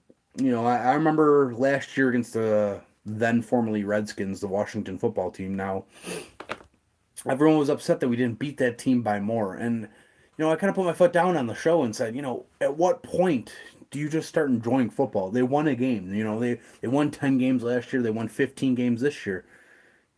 Go Bills. That's what I'm talking about. We can't sleep either. We're all in here. We're going nuts. It's almost 2 a.m. in the East Coast, 15 minutes away from 2 a.m. We can't sleep. I haven't even considered it. How could you? The Bills are in the AFC Championship game today. It's not tomorrow anymore. It's today. Besides Daves, who do you think will have an impact on the Bills' offense? White gets an INT in the first Chiefs drive. That's a tone setter. I'm all in on that. That's a tone setter right there. You pick off Patrick Mahomes. You make the Bills. The Bills get on top. You're flipping possessions there. The Chiefs have to feel like they're crawling back into the game. Make them scratch, make them claw, make them have to fight for everything. Don't let them get up. Don't let them control the game. Punch them in the mouth, see how they react. Are you putting meat in the smoke before you go to bed? If I go to bed, that is the underlying cause today. If I could put it in the smoker right now, I would. Wouldn't be ready. But if the biggest question there is if I go to bed, that's the problem. It's almost 2 a.m. I'm wired. Do you want the ball to begin in half or second half? Oh, whatever Josh wants. I'll let my captain decide that one. I would love the ball, I guess, right? I mean, John Brown will do work. I hope so. He was hobbled last time they played. Let's get John Brown cooking, right? The biggest thing that the Bills have had a hard time letting go is just let Josh cook. It's this thing they say in Seattle. Let Russ cook, but just let Josh go out there, play football, let him run around. I mean, it's the playoffs. Knock on wood, he gets hurt, but you can't be worried about that anymore. This is everything. This is the AFC Championship game. You're AFC East Division champions. You go out there, you let him roll, you let him run, you let him break free. If he feels like he needs to run, let him run. You let him play his game. This is what you drafted him for. This is the trust you're going to give him. You let Josh Allen go out there and ball. Let's see. What we're seeing lately is what good teams do. Very vanilla, no tricks, just beating teams in opening rounds. That's what I was saying earlier. Go Bills, go Bills, go Bills, go Bills.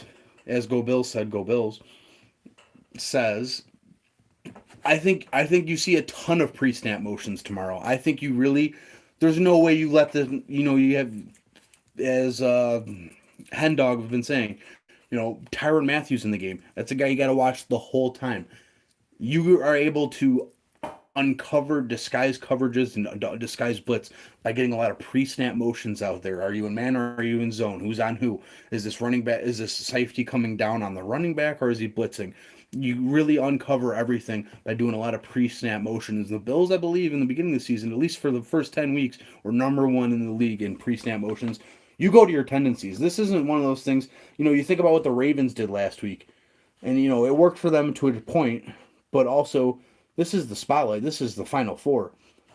You go out there, you play what you know. If you got in here by doing pre-snap motions, you get out here and do pre-snap motions. Yeah, Elliot and Everyday Flash. Let's talk about this real quick. A little quick knock snap there. I'm going to see it here. Yeah, it was lame. Davis, I think he's questionable. No, I'm just saying, obviously he's questionable, but I'm saying, like, in general, I think he's questionable. I think they're going to let him go through the pregame warm-ups. They're going to see how that lays down. They're going to see how he feels. If he's healthy, they're going to let him go. If he's not, that's why you got Kenny Stills up there. And as I was saying earlier, you're in a very blessed position if you're the Buffalo Bills, if you can lose a rookie that is an impactful rookie, not to take anything away from the fact that he's a great player, but he's a rookie, and you get to plug in a seasoned veteran with tons of playoff experience, tons of football experience, high IQ, great abilities, great intangibles, like Kenny Stills. You're in a very good spot, and that's kudos to Brandon Beane. And as I was thinking earlier today, we're in this situation because of guys like Sean McDermott. He still has speed. He still has speed. He still has speed. Gabriel Davis is our future number 2. How far away is he from being our future number 1? I mean, obviously Diggs will be good forever, but Diggs is 27 in 3 years. He'll be 30. 30 is a very young age in most situations, but a 30-year-old wide receiver, who sees, you know what I mean? And you have Hodgins. The list goes on and on. We're all in this situation because of guys like Brandon Beane, Sean McDermott. We have to thank them. Like, you just got to think, like, this is a culmination of all their hard work. We're lucky to be here because of them, and we have this. We're lucky to have this, and I'm happy we have this. We're all, maybe pillows miss us, but I certainly, I can sacrifice sleep for being nervous and excited about a game that only comes around 27 years, apparently. Exactly. Since 2017, this team has constantly put the Buffalo Bills in situations and stepping stones and milestones that they have struggled and struggled and struggled to get. I'd like to see more McKenzie, everyday flash. We talked about that earlier. Isaiah McKenzie is no fluke. That Miami game was not something that you never see. That was a genuine game of showing his ability. I'd love to see him out there. I don't care if it's punt returns. You have a guy for that. But he has genuine ability. They had him running through scout team quarterback for Lamar Jackson last week. McKenzie has skills up and out the ass. He is a fantastic player. Love to see him keep going.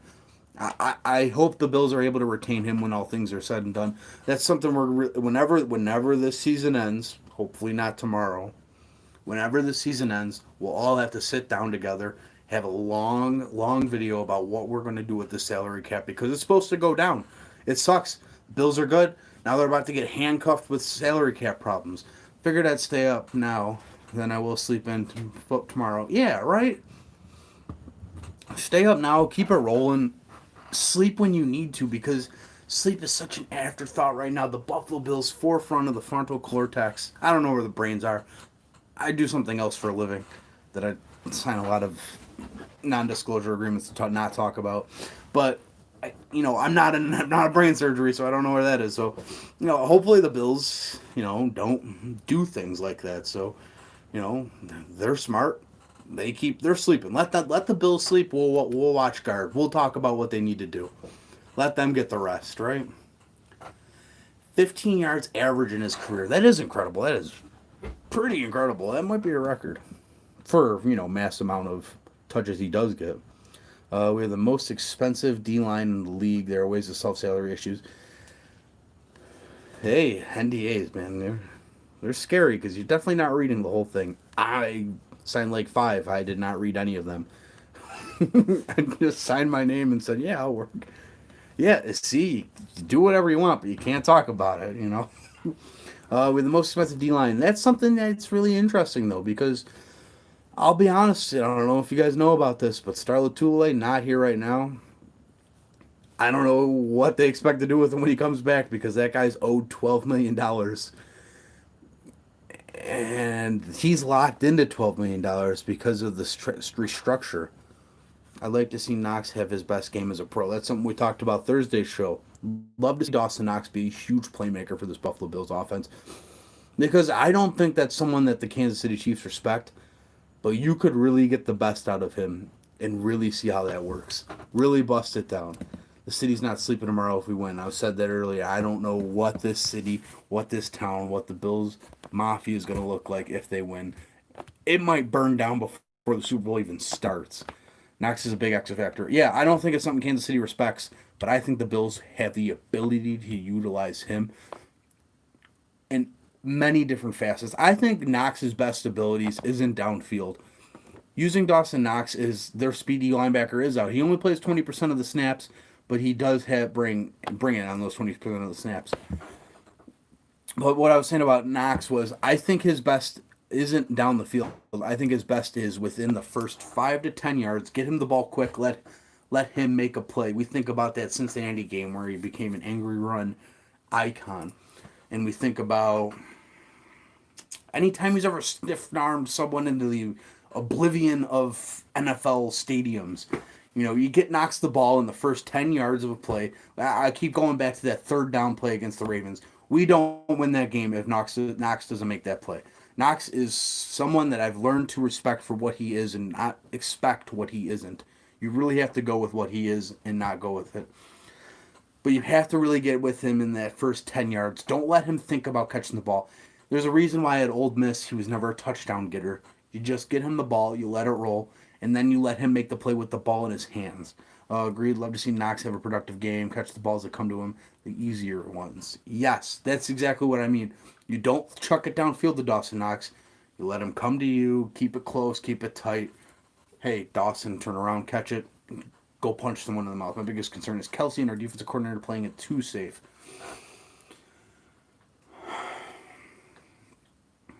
I could definitely see him playing it too safe. Incredible 2 weeks ahead if we pull off a win tomorrow. I live up the road from Tampa.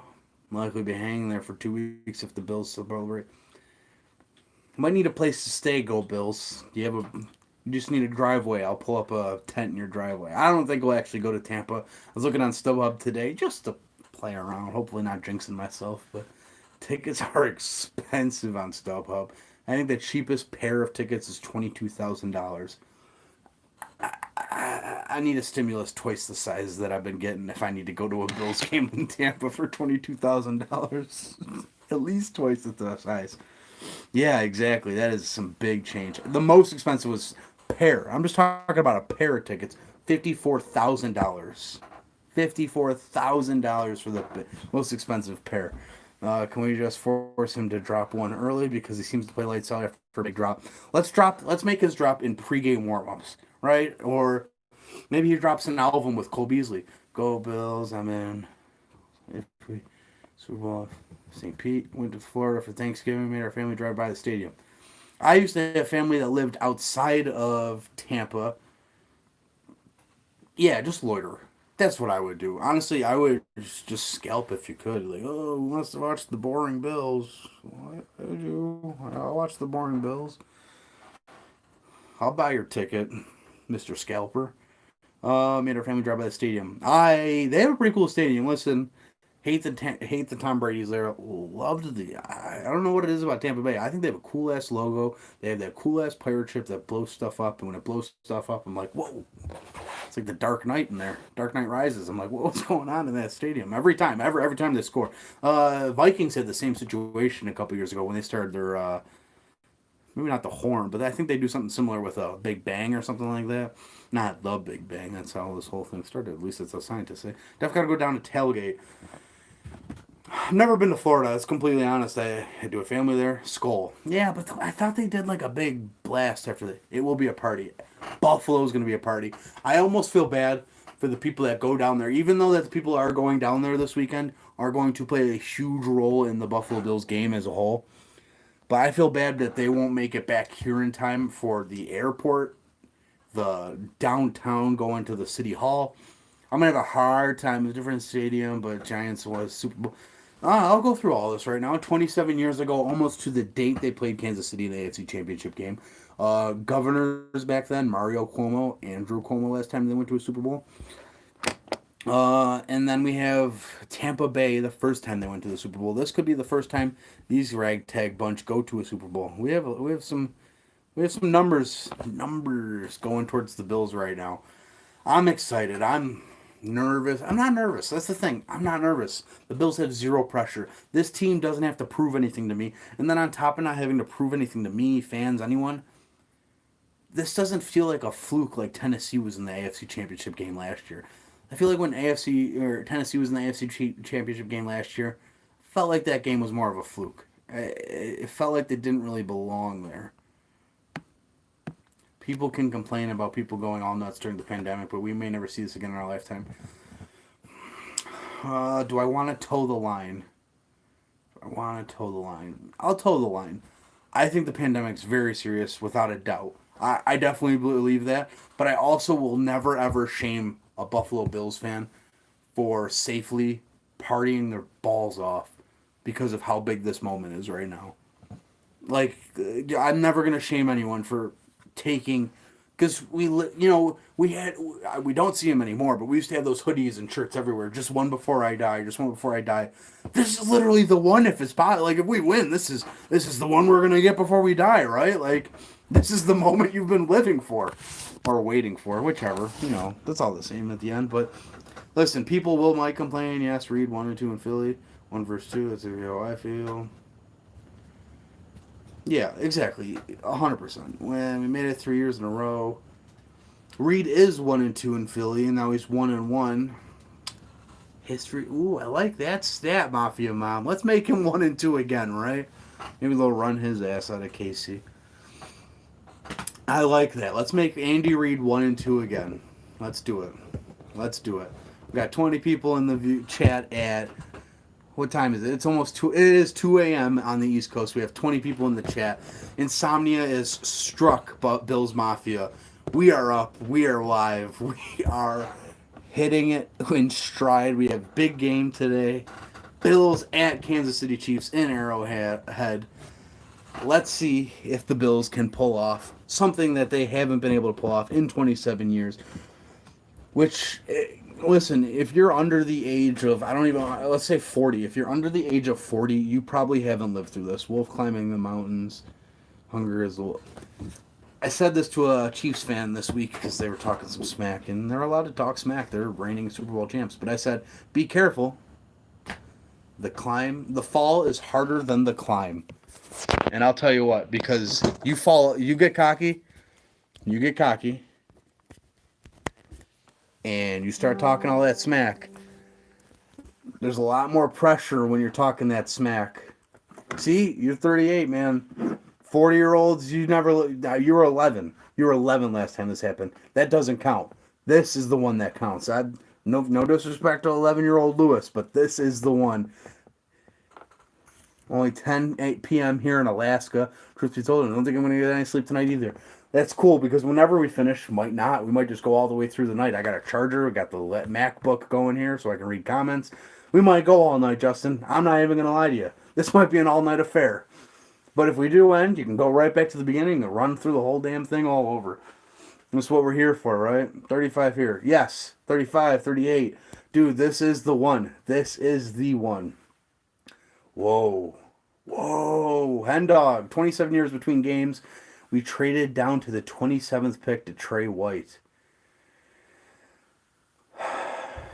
Bills won 4 AFC Championship games in a row. No, I'm not saying that didn't happen. I'm not an AFC Championship truther by any stretch of the means. But what I am saying is, if you're under the age of 40, if you weren't at least 14, right, when they won their last one, this is your one because this is the one you remember.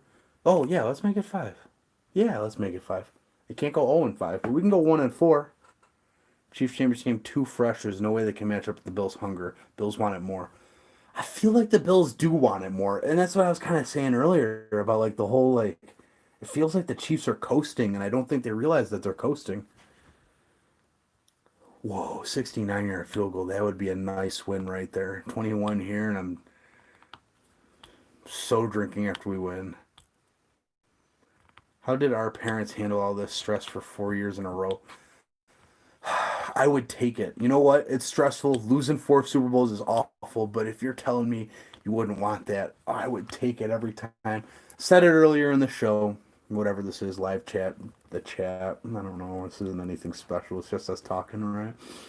39 here, balled my eyes out as a kid during those Super Bowl runs. Yes, Mike, but this is like, and it's not even that. I'll even go further to say,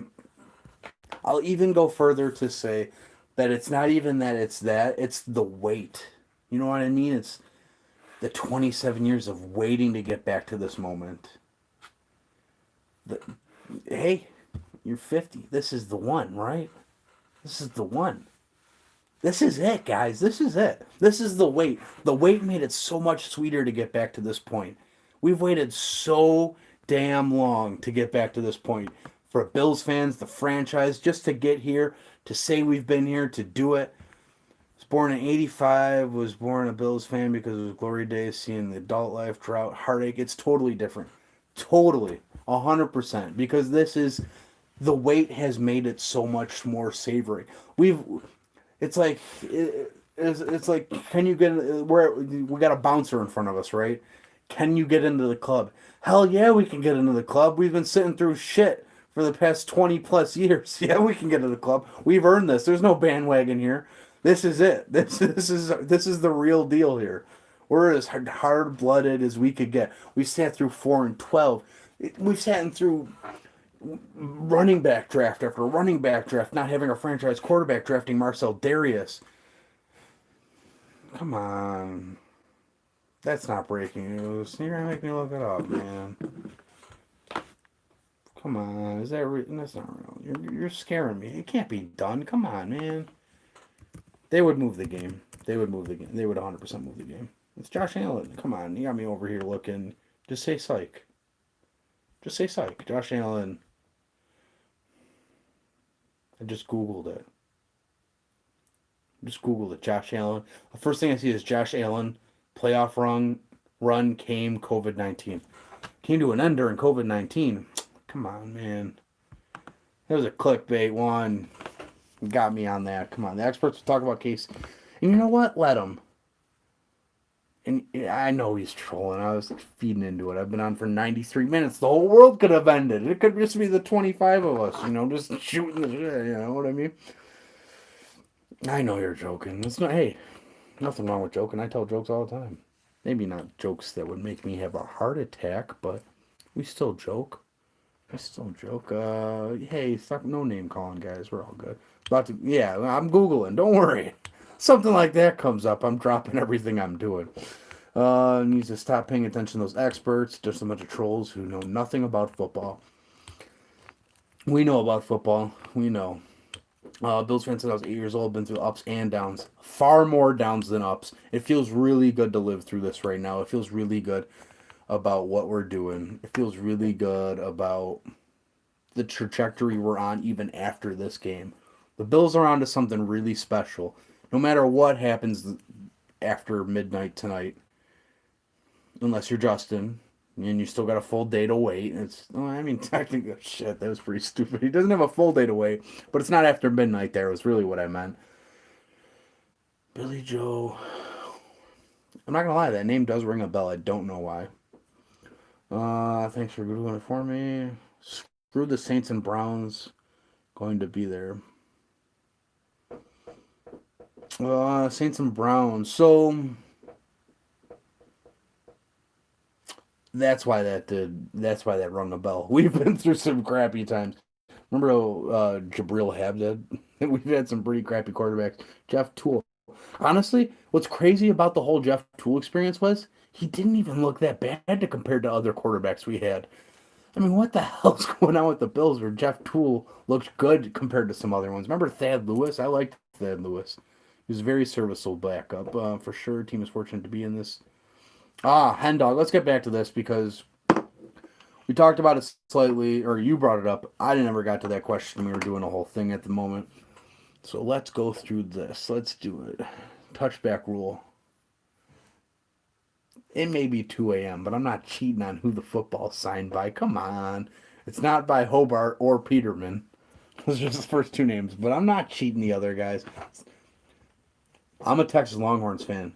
If I had a signed Vince Young football, whether it was a Bills ball or not, I'm keeping that. I'm sorry about that one, boys. I'm keeping that. But I cannot cheat on who signed the ball. It's not even here. It's at the other house. I might have snuck up on it and do it. Enjoy the moment. Finally, we are 60 minutes away from the Super Bowl. Hint. Any hint. Any hint that I could possibly Steve Jackson on the ball. I don't think Steve Jackson was a Bills fan. Or a Bills player ever. Was he? Did he come for a stint in training camp? I remember I wanted him. I certainly wanted him. Before he got to Atlanta, I wanted him.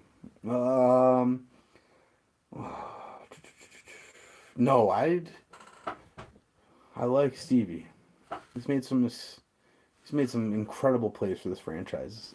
If I had a Stevie ball, we'd be hyping it up. Crazy. Not saying that the ball's not as on par with Stevie. What was my hint? I gave a hint not too long ago. On Thursday's show, I gave a hint. If you want to go back and watch it, go nuts. I might be able to think of exactly what it was. He's definitely top three in his position for the Buffalo Bills in the last 25 years. Crazy part about there is there's no one in my family that liked football and knew besides me and my younger brother and sister. How'd you guys get into football then? Was it a Madden thing? That's how I definitely can't give away the position. I've already given away he was top three at his position. You guys would just go through and do. I love Mario Williams. I wanted him to be drafted by the Bills. I thought he was drafted a little early at one, but the show goes on. I loved Mario Williams. I thought he was one of the. Would you tell us if we guessed? I'd smile my balls off if you guys guessed the ball. I'm smiling right now. If you guys guessed who was on the ball, I'm gonna have to sign off because I got a terrible poker face when it comes to something like that. I know his jersey has a 2 in it. I can't definitely confirm. I can't confirm that. I can't even think of what the number is right now. Better game, Bass or Butker? I always give kickers the advantage of being home because they know how the stadium kind of sways in terms of wind.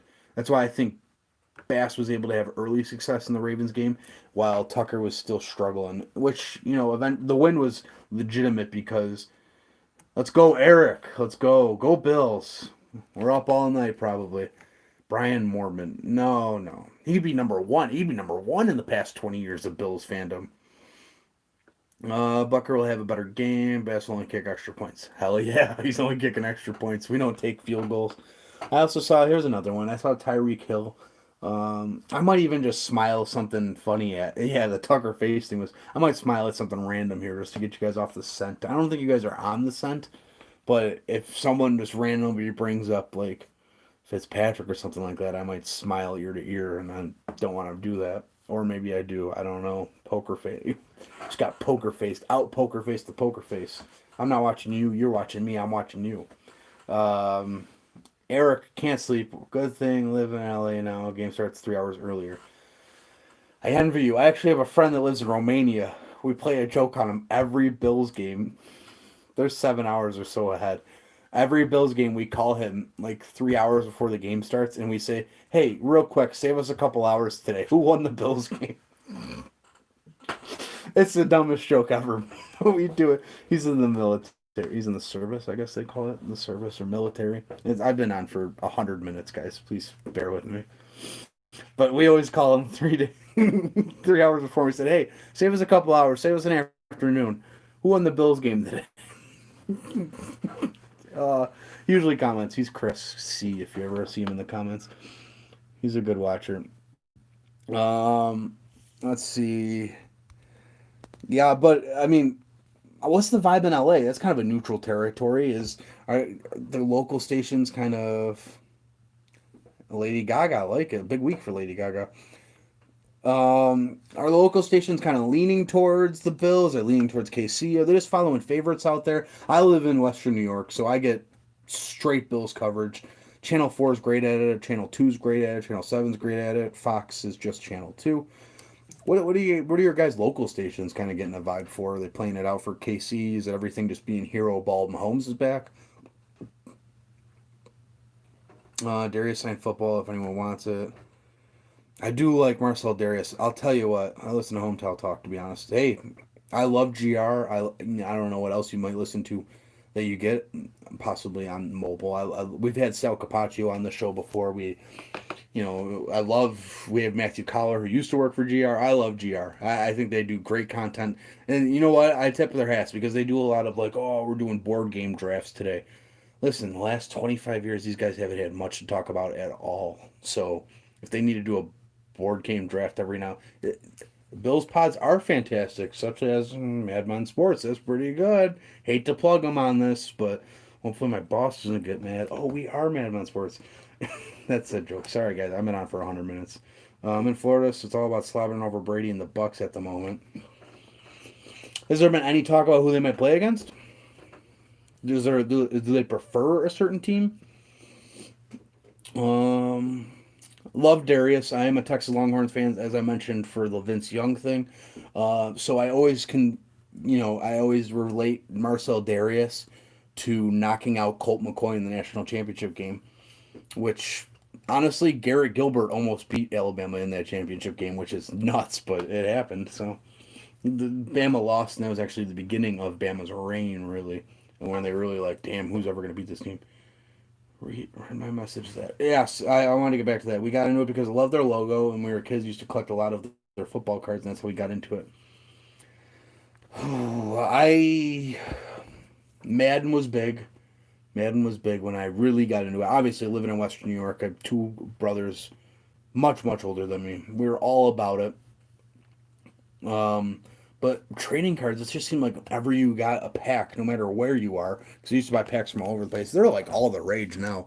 You can't even find packs to sell. They're going on secondary markets like crazy. But whenever I get packets of trading cards, you always have a ton of Bills in them. And I almost always thought because we were there, but the 90s Bills, you get so many, you get a lot of Raiders in there.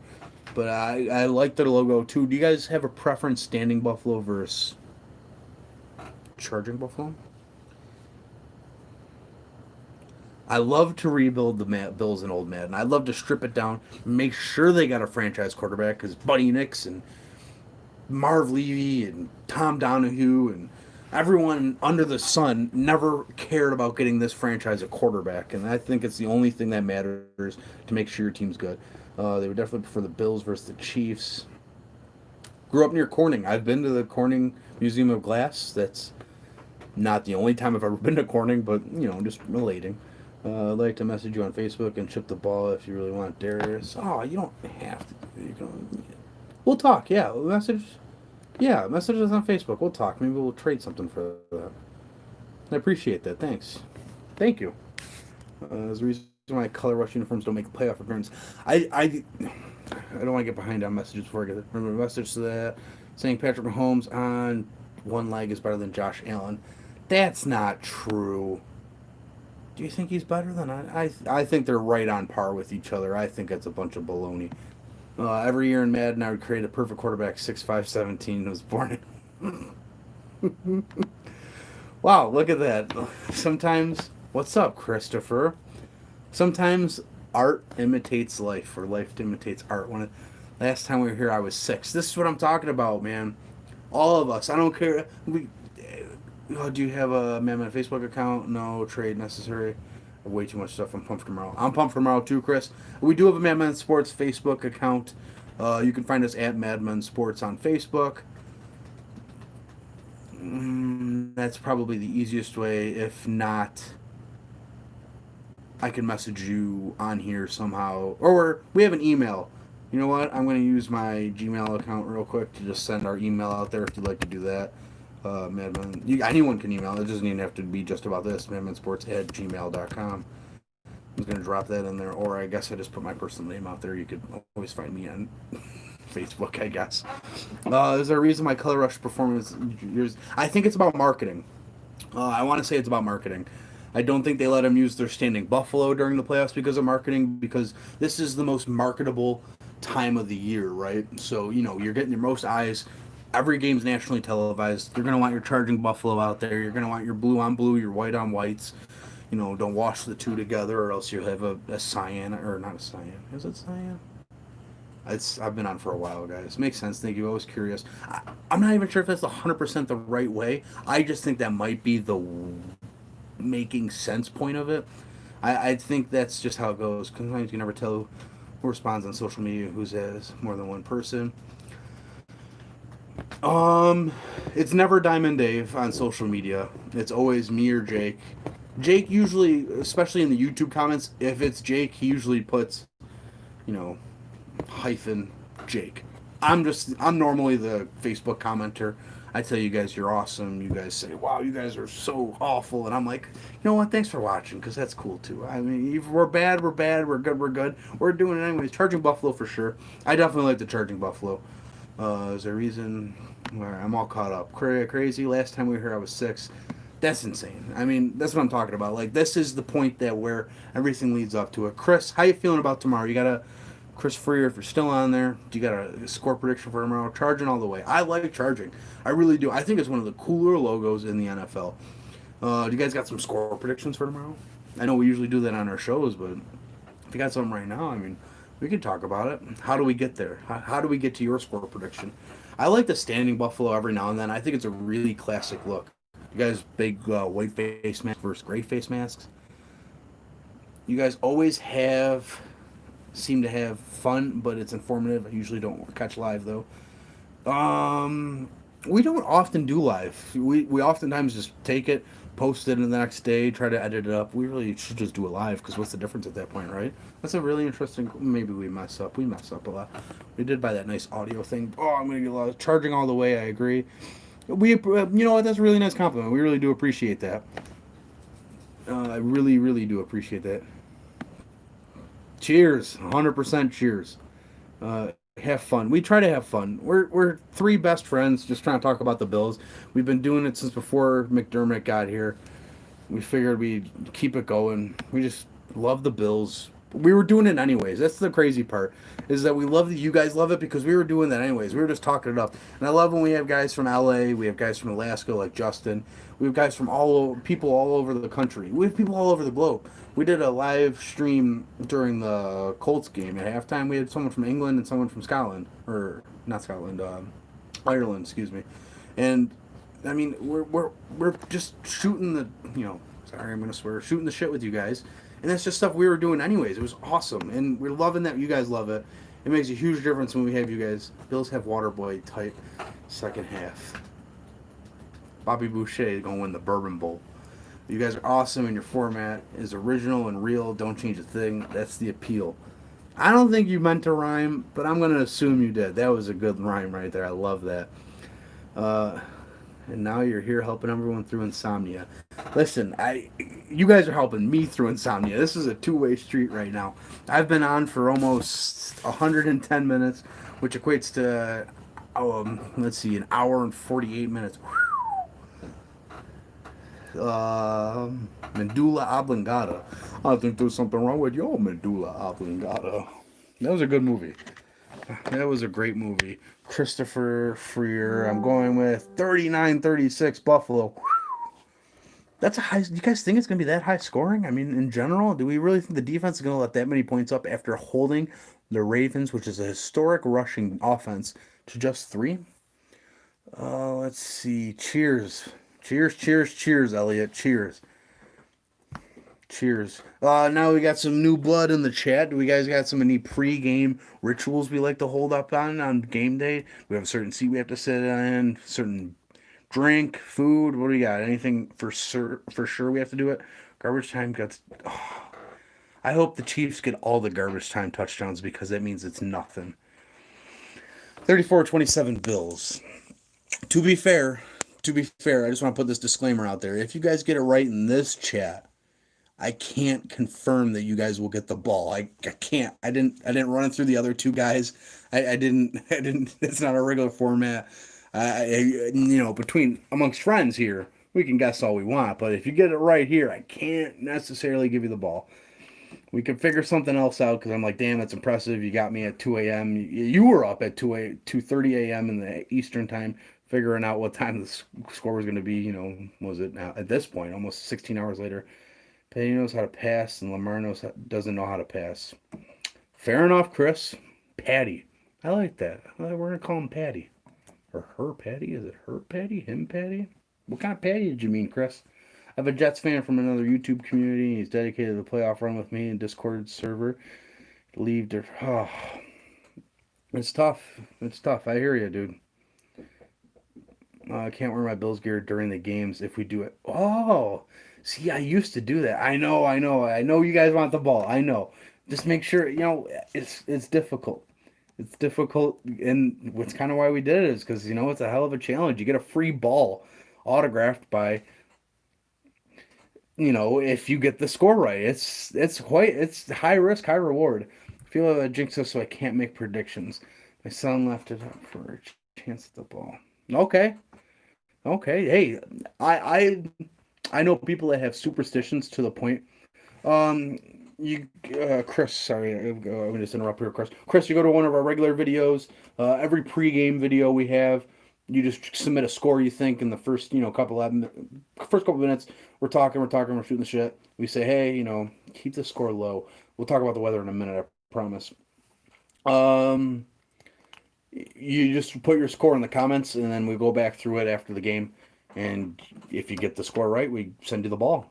It's that simple. Free shipping. I mean, nothing's free, but it's the craziest part about this world. Nothing's free except this ball. No free lunch, but a free autographed ball.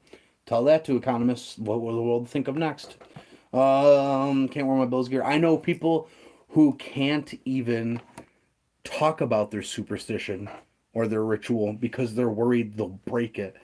And I respect that all the way through. That's the most insane part is I get it. That's how crazy I am. I'm crazy with everyone else. I know, Chris. That's good luck to you. I know, buddy. Um, Go all Miss Piggy on Ketchup Kermit.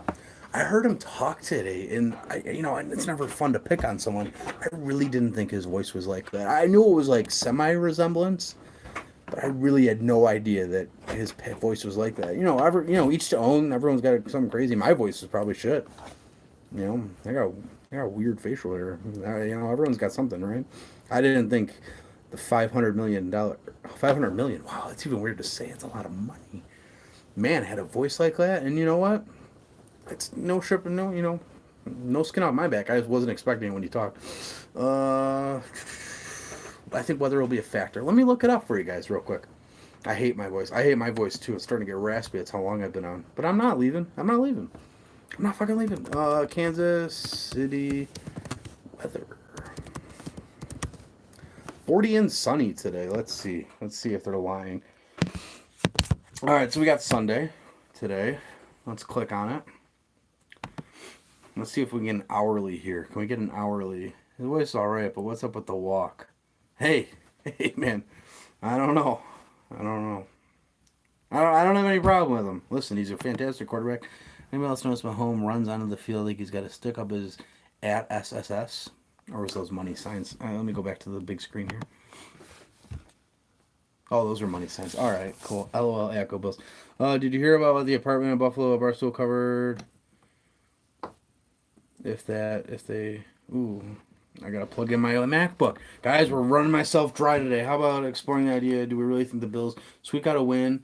Losing a fifth Super Bowl is a good thing. Let's talk about amongst ourselves about that for a second. I gotta plug in my MacBook, which then I'll get back to the weather. I didn't forget that.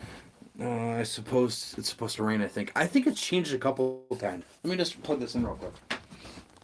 I can't believe I'm going on for 2 hours. I'm happy as hell you guys are still on with me. This is no bullshit, my first time actually going live. Like by myself. I mean, I've gone live with Jake a couple times. But this is my first time carrying a live. Get that green screen out. You don't like the backdrop? This is natural, man. Let's see. I'm gonna plug in the MacBook. I like that magnet right there. I'm thinking about grabbing a Coke out of my fridge. All right, let's see. Exploring this idea, get the green screen out. I heard Tasker talking about the difference in the way the stadium was built in KC and Orchard Park. He even said that if the wind is same, that's nice. That's good. That's good for the Bills, right? I mean, think about it. Missouri, Kansas City, Missouri. It's like the Dust Bowl era, right? That's like middle America. Those are flyover states, right? Like, of course they have a ton of wind, right? They pick up dust and they have tornadoes. I mean, I think one of the things when I was looking up Kansas City weather on this Google was, has Kansas City ever been hit with a tornado?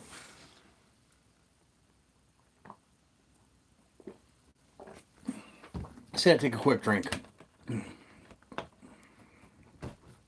You know what? It was very apparent. I feel like a kid on Christmas Eve, except I know Santa's coming. That's what I know. I know I'm going to see Santa in 16 hours. I'm not going to miss him. I'm not going to fall asleep, and Santa's going to sneak out behind there. Mafia Mom. Oh, yeah, no, that's great news. She's been on top of it all. Long time ago, I worked at TMG.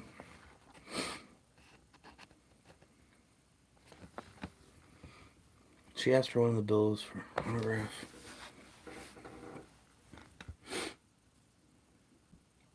Santa Process is coming to town. Santa Process is going to St. Louis. Nope, not St. Louis. Other side of Missouri. Kansas City. Aloha, Bills Mafia. Aloha, Christopher Spencer. Let's see. How many fans do you got going to the game? I can only think of one. I think I have about 8 dudes that I know. You know, mixed. Probably there's some chicks. Mike found it interesting. No, it was definitely a great stat. I love that that's like that. I love that the stadium's like that. Bad news, Kansas City. Because we have T-Bass kicking ass. Let's see if I can get an hourly update on this weather. I don't want to let this slip through the cracks here. Today's weather forecast, 1/4/24. Let's see. Ads. All right, let's see. Hourly. All right, at night. Plenty of clouds with periods of rain and sleet late. 99% of cloud coverage. Possibility of thunderstorms 2%. Possibility of precipitation 78%. But not a lot. Like, we're not getting a lot of rain or ice there. Wind gust 16 miles per hour. In terms of wind, it's a completely different game than last week. That's what I'll take 100% over. I think RN 106. I think we're all making fun of. Yeah, I mean, if they win later today, we're in it, right? I mean, this is, dude, you got nothing on us then, right? How many more times can this guy act like he's got something on the Bills? The Bills are on fire right now. If we win tomorrow, no one can talk smack about the Buffalo Bills for at least another 5 years, because you can't take that from the Bills. Well, if they do it, you can't take it from them. Might not show up. I agree. He might be on a milk carton come Tuesday. If the Bills make it to the Super Bowl, who would you rather face? Who do you consider a better matchup? I think Mafia Mom said it best. This is probably the Super Bowl for the Bills right here. I'll take either of them, honestly. Come 2 weeks from now, I'll take either of them. 100%, 10 times over. 100%, I'll take either of them. I think they got a good matchup. We got to win. I agree. Got to get this one. If nothing else, you got to get this one. Who's ya? I'm back. You guys here? Kenny Stills being elevated mean anything? Peter, let's talk about that. Let's talk about this. Let's talk about it. I like the situation. I'm digging it. Yeah, I mean that's pretty comparable right there, Christopher. But let's talk about it. I think Kenny Stills is brought up much like the Antonio Williams thing with Singletary's hamstring or whatever that happened to him. I was watching Four Falls of Buffalo earlier today, last night. I watched it all week, parts. I like Tampa Bay. I like either of them. I think the Bills are matching up against either of them very well. But let's talk about Kenny Stills stepping in for Gabe Davis if need to. I think they try to get Gabe Davis, excuse me, not Game Davis. Gabe Davis through the warm-ups, and if he's healthy through warm-ups, I think he's active. If he's not healthy, limping around, not really feeling the right way when he's planting and pushing off, after a full week of pretty much rest and just a limited practice walkthrough on Friday, I think you then see Kenny Stills if he's not ready to go. I think it's just that simple. I think it's a lot like how, it's smart on the Bills being in a situation where they can have a rookie step out in a seasoned season. I can't stress that enough. Those Mafia Mom assisting me in her motherly ways with all the stats tonight. 15 yards per catch. Kenny Stills. Would you take an 80% Davis or Stills? I think I'd take an 80% Davis. That size is irreplaceable. I think that speed is irreplaceable. The toe drag is irreplaceable. I think you take an 80% Davis, I'm not going to lie. Because also he knows the playbook. Kenny Stills kind of new to the game, fresh blood, and he's just still in it, No offense to Rodgers, but who do we have? We can't cover. No one. Robert Tanya is kind of a big deal, but after 2 weeks of prepping for him, if you get the opportunity, of course, I really do think, in chemistry, 100%, but I really do think Robert Tanya is kind of a hard play there. I think he might be a difficult one, but we'll cross that bridge when we get there. I promise you guys, I promise you. If the Bills win later today, Mad Men Sports will have a fantastic clinic of interviews going into next week, going into the next game. I keep calling it the next game when I'm talking about it in terms of the Bills playing in it, because it's that simple. Just get to the next game, and Mad Men Sports will take care of you. We'll have whoever they play, we'll try to get some perspective from that side. We'll try to get some insider from the Bills, see what's going on there. We will have Media Row for you because old Media Row won't be around. Let's see. Watching Four Falls of Buffalo. I love it. Stadium is stacked and not getting much room between field and stand, so wind gets blocked fairly good. That's awesome. We can have guys in the Pro Bowl and the Super Bowl. It's a rare occurrence, and we're lucky that we get that opportunity this year. Do you guys do a post game right after the game? We do. We don't do it live, but we do. We definitely do it as soon as we possibly can. We celebrate. Last week when Diamond Dave celebrated a little too hard, couldn't make it to the post game podcast. But we celebrated for about an hour and a half. Then we did it, and the next morning Jake posts it. But yeah, we try to do that as fresh and as legitimate as possible. We try to keep that fresh and moving. It's good stuff, honestly. We're very lucky that we get to be able to do this and just talk to you guys and keep it very kosher. I'm glad we have this connection with Bills fans here. We got this chat going. We have comments and comments and comments from the chat. I love it. I love it all. And I still think that, this is just a fantastic opportunity. What's stopping Knox from being the next Kelsey? Dawson Knox is stopping Knox from being the next Kelsey. And I'm not even knocking him for that. No pun intended. I'm just saying, I think that he has the ability, has the physical traits, he has the run after catch ability. That all he needs to do is just brush himself off a little bit in terms of his finesse, his ability to catch the ball, his route running. And you really do have someone that has the ability and just the bones and the framework of being able to do it. Absolutely. And that's how I kind of feel about Mark Andrews last week. They were able to take care of Mark Andrews last week. If you can take care of Mark Andrews, you could probably take care of Travis Kelce. And if you can take care of Travis Kelce, Robert Tanya. Can't cut it out. I watched the game. Watched the game slightly late, so I can never tell who does the videos right after the game. We try to do it as soon as possible after. We try to keep it as soon as possible. Bought a table today and no one went through it and they win. Short story. Bought a house week 16 or whenever the Patriots game happened. That was when we closed on the house. They left the table. And I've been using it to keep my snacks on it for during the game because, like I mentioned earlier, my pregame ritual is watching the games outside because they are undefeated this season when I watch the games outside. If they win the next game, I'm breaking that table. Who guards Sammy the most game? Wallace? I hope not. I think you have Wallace cover as much as you can, but you're probably going cover 2 zone against this team. I mean, you just kind of pass off everyone. If Sammy's healthy, of course. Not even that sure. Take care, Chelsea. Are kidding. Are kidding indeed. Are kidding indeed. What position do you see the Bills drafting next season for weakness? I was thinking about this on my ride to Mighty Taco today. Doesn't look like I eat Mighty Taco. I know. How do you keep this body such good shape? It's definitely the Mighty Taco I constantly stuff my face with. Not constantly, but I'll tell you what. We are a zone dean anyway. I agree. But I'll tell you what. I was thinking about this question today because, like I mentioned earlier, the cap is kind of being talked about as going down. What do they do with the cap? Who can they bring out? Orlando. Orlando. I watched Empire Strikes Back tonight, actually. Not that that has anything to do with Orlando, but Orlando Calrissian. Um, but I think they have a hard time. But I think the right side of the line has a lot of 1 year contracts. This is Feliciano's last year on the right side, with his last year at right guard, which I think they moved him to left guard this year. But and Daryl Williams at the right tackle. I think they probably don't trust Cody Ford as much as they would have liked in his 3rd year, going into his 3rd year at least. I think you might see an earlier pick go at the O line there.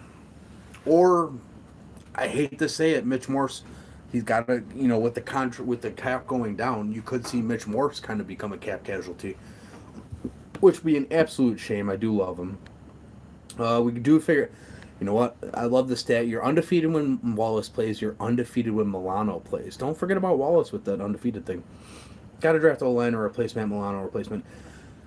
I think you try to sign him. I think he might try to sign. Listen, he's an undersized linebacker that succeeds in elite Leslie Frazier defense. And I'll say this: if Leslie Frazier gets out of here, Mike Schopp or Christopher Parker brings up the fact that whoever loses this game today might lose their coordinator, Benamy or Frazier.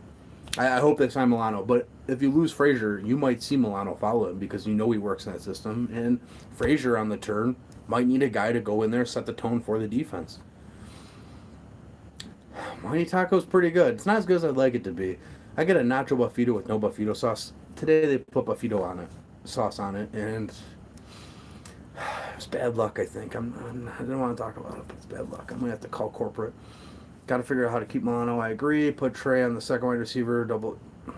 Just keep a shell over Hill there. Damn, you talk about the bomb. What if we let Milano go? Well, I think Milano's gone anyway. Or Murphy. We're not talking about Milano, excuse me. I'm a Chipotle person. I like Chipotle's rice bowls. Latule's replacement. We'll get into that in 1 second. I want to touch on that again. The Houston job is a very, very touchy subject. I think Watson's going to stay, but that's all I know about that. Let's see. I think Murphy's gone anyways. This is the last year of his contract. I'm fairly sure. So his money does come off the cap, but they are still no, they're not over the cap once all the chips fall, they're not over the cap. But they do have about $7 million of a gap, and that's really not how comfortable they would like it to be in terms of that. Let's see, Chipotle. Latule. All right, let's talk about stars. So the Bills have made the mistake this offseason, of restructuring Star Latule's contract. And honestly, that would have been perfect. However, he's guaranteed $12 million on the cap next year. That's not exactly what you want out of a guy that sits out this year. No offense to him sitting out, honestly. I keep scratching my nose. I had allergies earlier today. I'm not some weirdo. But I think, for the Star Latule cap, it's not exactly what you want out of a guy that spent 12 years out of, or this year out, and then you have to give him for sure 12 million next year. It's definitely not what you're looking for. Yeah, you extended Latule. That's the hard part, is that you've locked him in next year for sure, and now the defense is thriving and learning how to live without Star. Poor decision. You're really gonna have to overcome that, and you're kind of stuck with him, which really is the stinker there. I think might have to give up the better pick if you try to trade Star's contract. Honestly, honest to goodness, I think you would have to give up the better pick in the deal and then give up Star, which I know Brandon Beane's the genius behind this whole deal. I'm not against thinking he could do something like that, honestly. What are your thoughts on Patty re-injuring himself tomorrow? You think there might be a bunch of holding penalties against Casey Zolan to protect him? That's honestly, Christopher, great point there, man. You might see the Chiefs O line kind of overextend themselves, put themselves in a risk of a penalty situation, just so they make sure that he stays healthy. That's a great point. I think that's something you might really have to look for tomorrow. I hope Frazier stays as well. Let's see. I got an email. My daily horoscope. I hate spam. Don't want to trade Star. His role is key to Tremaine, though. Listen, I don't want to trade Star either. However, the $12 million cap hit is a huge crusher for a situation like they're currently in. There's no doubt about that. 2 second round picks spread over 2 years, that's true, but at what point are you weighing? I don't know, do you weigh that with, Frazier? I don't know. I'd like him. Ted Washington type. I agree. And no knock on that Oliver. I think he's a great guy. I don't think he's big enough for where he's been playing this year. I I think if you get him in a role like he was in last year, I think it'd be perfect. I like Star. He's just so expensive. I agree 100% through. I really would like to keep Star. I think he makes a, especially in the beginning of the season. I thought he made a huge impact. Not being there was huge there.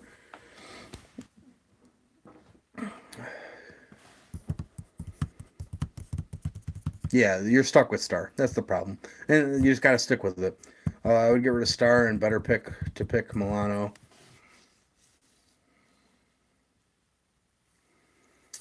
Yeah, I mean, listen, you'd love to keep everyone. That's the thing. You'd love to keep everyone dead cap, so we could benefit more than just letting him go. I agree. Listen, you're probably just gonna have to be stuck with Star, which you really saw how different it was with him in the game and not in the game. And you're probably stuck with him, which there's no problems being stuck with a guy that knows the system, plays well, and has got a year rest, right? He's got a full year rest. Maybe Star retires, honestly. We got to think about that. How old is Star Latule? Let's go on to the horn for that one. I don't know if we ever got a real update on the Bills game. I don't think there's supposed to be precipitation at the start of kickoff, but I'm going to go to a different page now. Star Wars, Star Trek, Star 102.5, Star Wars, Star Trek, Star Wars movies in order, Star L. Star Latule. He was the first one after Star L. Congrats, Star. He's going to be 32 at the end of next season. So he just turned 31. Now, do you see a guy like him retiring? I don't know. I think that's kind of a stretch. Yeah, I don't think anyone will pick up his contract. Yeah, I think it's a hard sell. Without a doubt, I think it's a hard sell. Do you see a guy like him retiring, though? That's the hard part. Do you think we will do anything to beef up the running back situation in the offseason? You guys are going to hate when I say this. I wouldn't mind bringing back Frank Gore. I thought he really was. I mean, they were a top 10 rushing offense last year. Think about that for a second. The Buffalo Bills were top 10 in rushing offense last year. This year, night and day.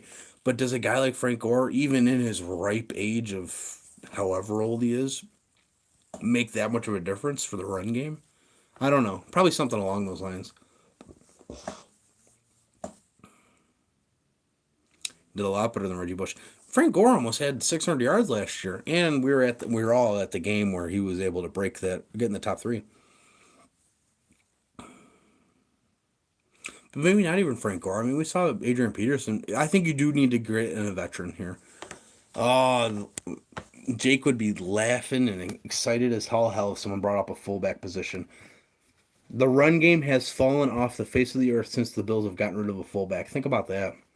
4 yards a carry. I agree. I mean, listen, I'm a big fan of Motor. I have a buddy Wes. He's one of the three guys we watch the game with. He wears a Devin Singletary jersey under his jacket because we watch the games outside. And every time Singletary has a big play, he goes, "That's my boy." I mean, his jacket's zipped up, so it's really just like this.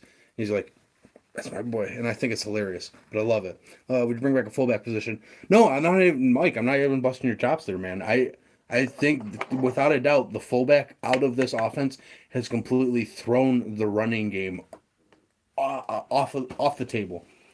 Having a lead block, and that's why I think Lee Smith is such a vital part. We joke sometimes, some of us aren't joking, that Lee Smith is a huge part of this Bills deep offense, the Bills team. Lee Smith is vital. But we really do mean it when we say that I think Lee Smith as a fullback, when he's in there, he's a lead blocker. Lee Smith is a difference maker on this team because he's another alignment out there to really move the pile and move. The fullback position isn't completely a write-off. I think Lee Smith is a perfect Swiss Army knife for that situation. I didn't mean to write that off if it sounded like I was. I've been on for 2 hours and 15 minutes. We can still keep the three if you have Jay. Yeah, but you know what? It's hard to do that to someone. It's hard to keep a trust like that. Like Josh Allen definitely deserves the situation of having a contract extension. He deserves it. He deserves to be in the conversation like other guys. So if he does do that, that'd be wonderful. You know what I mean? No, for sure. Absolutely. Listen. I would love the fact if you were able to keep Josh Allen and keep him cheap. I mean, obviously you're keeping Josh Allen, but keep it cheap so we can keep the weapons around it. That's not something I'm not even gonna say. It's something I haven't even thought of. You think Josh Allen doesn't look around and think, man, this Stephon Diggs guy is really nice. I wonder if I could have more guys like him. 100%. I agree. I agree. What else do we got, guys? I'm not getting tired, but it's getting late. It's almost 3. Oh, shit. It is almost 3 a.m. Eastern time. I'm loving it, though. We're staying up. We're insomniacs. We're insomniacs.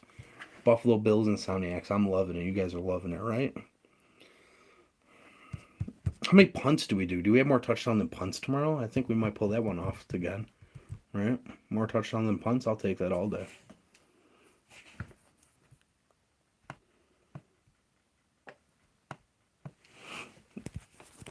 Yeah, we can't sleep. We might as well keep going, right? I find it interesting that they all bond over Call of Duty. Yeah, I mean, I yeah, I think you pick up his fifth year option to kind of mediate the gap in between, and then you kind of pull off a contract extension a lot like what you did with Trey White. I love Call of Duty. I don't like it as much as I should. I'm not as good as I used to be at video games. I like Shipment because you spawn, you kill a guy, and you get killed, and it's just a fun, like, constantly going. But I found it really interesting that they were able to bond over situations like that, especially during a pandemic, not being able to get the same amount of practice time and reps as you would like in certain situations. I love the fact that they were both be able to lead. There's a lot of credit that goes to Josh Allen and Stephon Diggs to both take that leadership role and just step up for the team and the franchise in order to mend that gap, make a bridge there for that. Our running game is right where it needs to be, just enough effective to keep teams honest. I think we need to keep it a little bit more honest. And I hate saying this because I spent years saying abandon the run, stop drafting Marshawn Lynch, stop drafting C.J. Spiller, just pass. But I can honestly say that I think they might need to give it a little bit more honesty so you open up the play action a little bit more. I think I agree with that. That's almost the perfect situation right there. You get him to run 10 yards or 10 times for 50 yards. It's almost a recipe for success right there. And conversely, even if you got Allen to do that, that'd be perfect. Good starting field position. Chris, you're on the ball tonight, man. You're on the ball. Your comments are killing him. If you got good starting field position, that's what killed him in the Colts game. Listen, that Colts game's a blowout if you don't keep starting the ball at the 9-yard line. 100% agree with that one, dude. What else do we got? I might cut this off at 3. Just because. We might do it. He's always on Call of Duty. I'm not going to lie, I'll be smoking meat tomorrow with Jake. He might want to hop on the live. I'm not going to lie, we might do a pregame live tomorrow. Do you guys have a certain time you guys might be looking for a pregame live? We might do it. I mean, if I'm saying we might do it, we're definitely going to do it. Do you guys have a certain time you want to do a pregame live?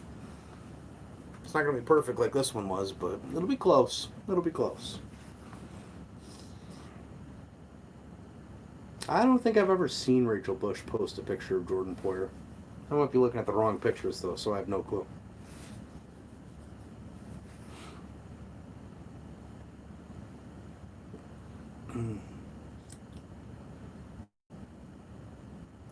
And pregame live idea fizzled out, huh?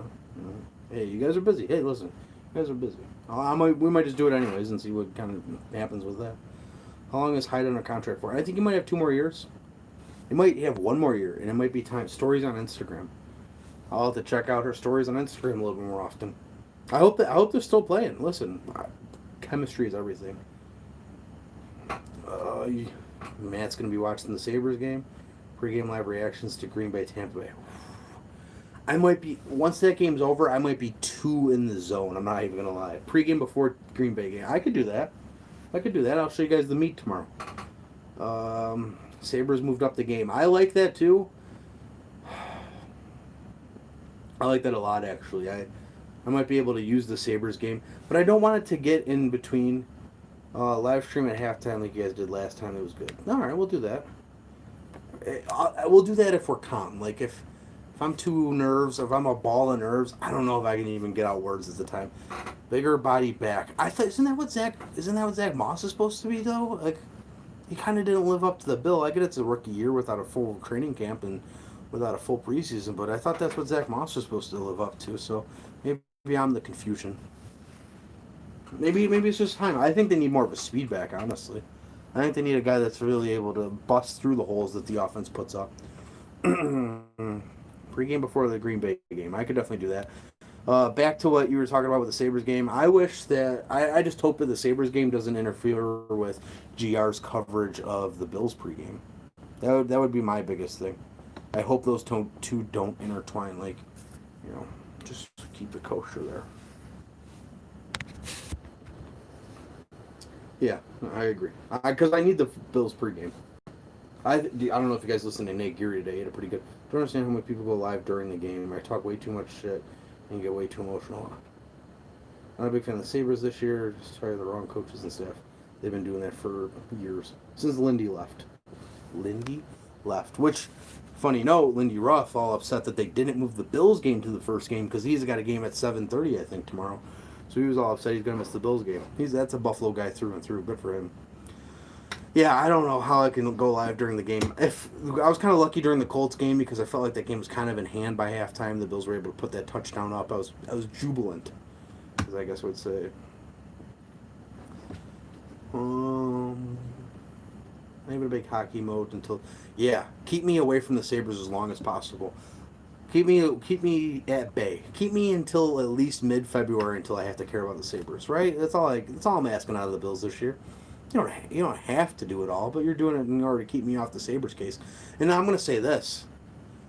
This might not be popular amongst Sabres and Bills fans, but, and they did do some things during the pandemic that aren't easy. Business is business. I understand that. Listen, we're all affected by it. I feel happy for the Pagulas, and I'll say that with a straight face. Because, a lot of times they get shit on, rightfully so, maybe not rightfully so. But they saved the Bills. They bought the Sabres. They bought the Sabres, whatever way you want to talk about it. But they own both of our sports teams here in Buffalo. I'm happy that one of them's paying out because the past decade, it's tough. I wouldn't mind Alvin Kamara at the right price. That's exactly what you need, a speed back, you know what I'm saying? But I think I'm just happy for the Pagulas because it's finally paying off. Move my wedding because Sabres game. They do have the Bandits. I think they have the Amherst too. Wish they had the Bisons. That'd be a really nice crossover. I'm not even hockey mode. Guess throwing hand signals to score me. Oh, hopefully it was good. Wasn't. Let me see. Is it a post 2000 wedding or is it pre 2000? I'm out, Mike. Hopefully we'll see you tomorrow. We'll catch you at a pregame or something. Go Bills, buddy. Thanks for stopping on, Mike. We won. Good. I'm glad they won. That's important. Go Sabres when it matters. They haven't been good in a while. I don't know how to fix the Sabres. I don't do Sabres podcasts. They're bad.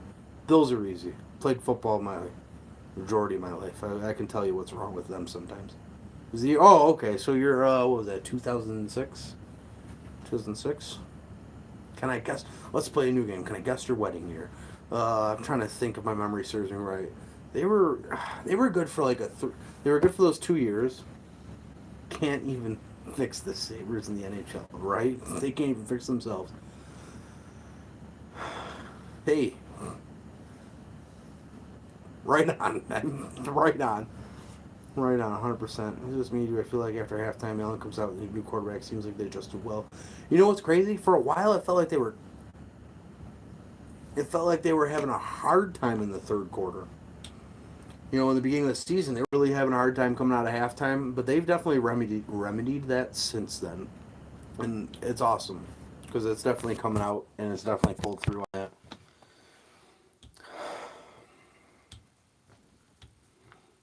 We're almost at 3 o'clock. Oh my God, my fiance finds out that I'm doing this. She's gonna kill me. Her birthday was the 23rd yesterday, so at least I had that to distract me from the Bills game, and we were able to celebrate that. You know, third quarter issues date back to last year, but seem to be fixed now. Couldn't agree more. And you know what? Can't believe would go to. And you know what? I'd be up until 6 a.m. listening to him. I'm the crazy one. I am definitely the crazy one because I'd be up that late, and I'd go right into Howard and be listening. I'm gonna have a hard day at work on Monday either way. I'm not gonna talk about the scenarios tomorrow. Technically, look, I'm already up till 3 a.m. I'm gonna have a hard day at work on Monday. Period. Stop. Full stop.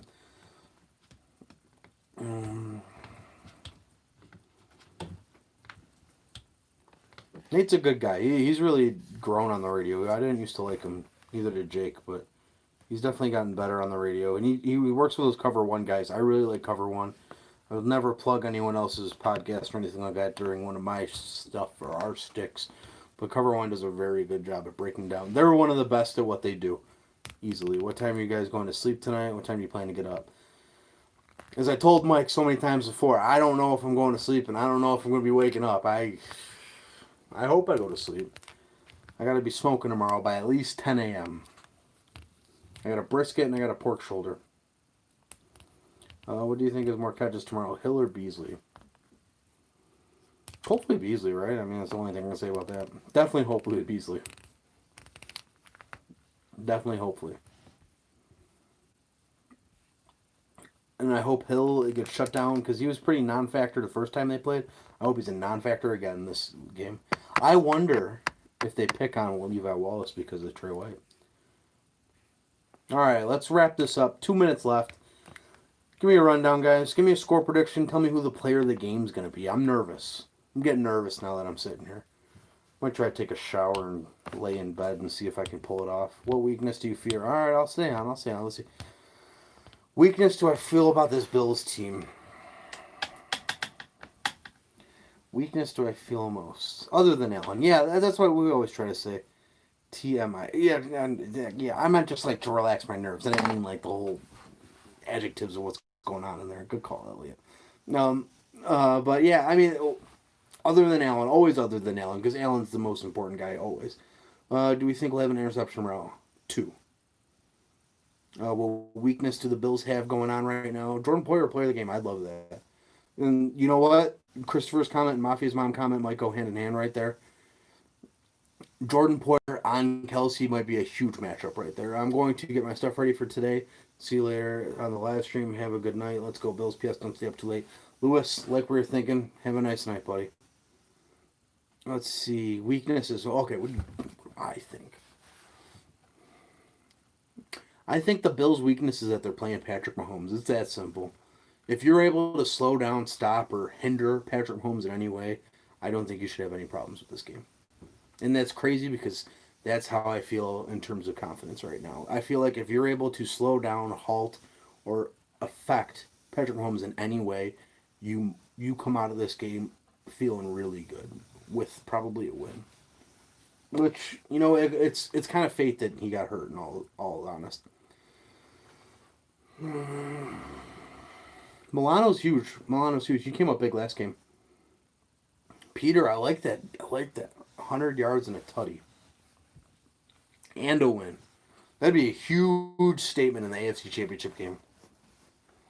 How funny would it be if Dable comes out here and flips everything on his head and runs the ball and never passes. I agree. I think the Bills got Patrick Mahomes at the right time, which is crazy, and you're going to talk about asterisks, but guess what? They don't ask how, they ask how many. Let's go get our number 1 of the next game. You know what I'm saying?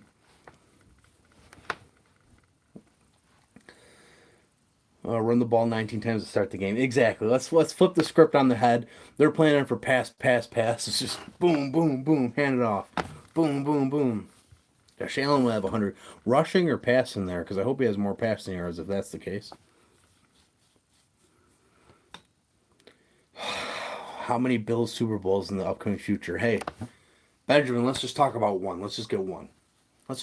Rushing. Wow, that's a big rushing game. I'll take that all day, Chris. Yeah, let's have Dable come out and be like, "Oh, you guys thought we had a tendency to run. This is the Buffalo Bills." I hope John Brown has a game. That'd be huge. That'd be huge for him because I think he'll be fighting for a contract come springtime, and I mean like being able to keep his contract, and I think he'll also be big because the Bills need it. You know what I mean? You need a position like that to really blow up. Let's focus on one there, Benjamin. I like your thinking. Let's just make today the day, right? Let's make today the day so we can focus on getting number one. And then if they get number one, we can talk about like LeBron, like not one, not two, not three. But let's just focus on winning today, and then we'll start talking about numbers in terms of that and trophy cases. I hear you on that, though. I like where your head's at. Want Allen to have a rush that makes it so see Mahomes run it for last year anymore.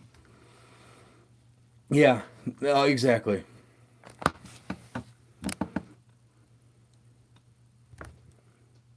Exactly. We are happy. Listen, I'm going to get off too. So let me just leave you guys with this. No matter what happens today, and we'll probably do a pregame one. I'll give you guys the same spiel then. We'll talk a little about other things though. So I don't think you're doing it. I'm so sick of replay every 5 minutes. I agree. But no matter what happens today, the Bills, the Bills have done everything that we thought they couldn't. They've conquered a milestone after milestone after milestone. So happy for the Bills. So happy for where this organization's headed. Hopefully, this is the first AFC Championship game of many. And I'm really looking forward to it. I like where your head's at too, Peter. Let's get Levi Wallace a couple sacks. But guys, I'm giving it up tonight. I'm gonna go figure out what I need to do for the rest of the night. I gave you 2.5 hours. Hopefully it was enough. Hopefully we got the insomniacs rolling tonight. We'll probably be back tomorrow night if they do what I think they might do. You know what I'm saying? Go Bills. Let's go. Go Bills.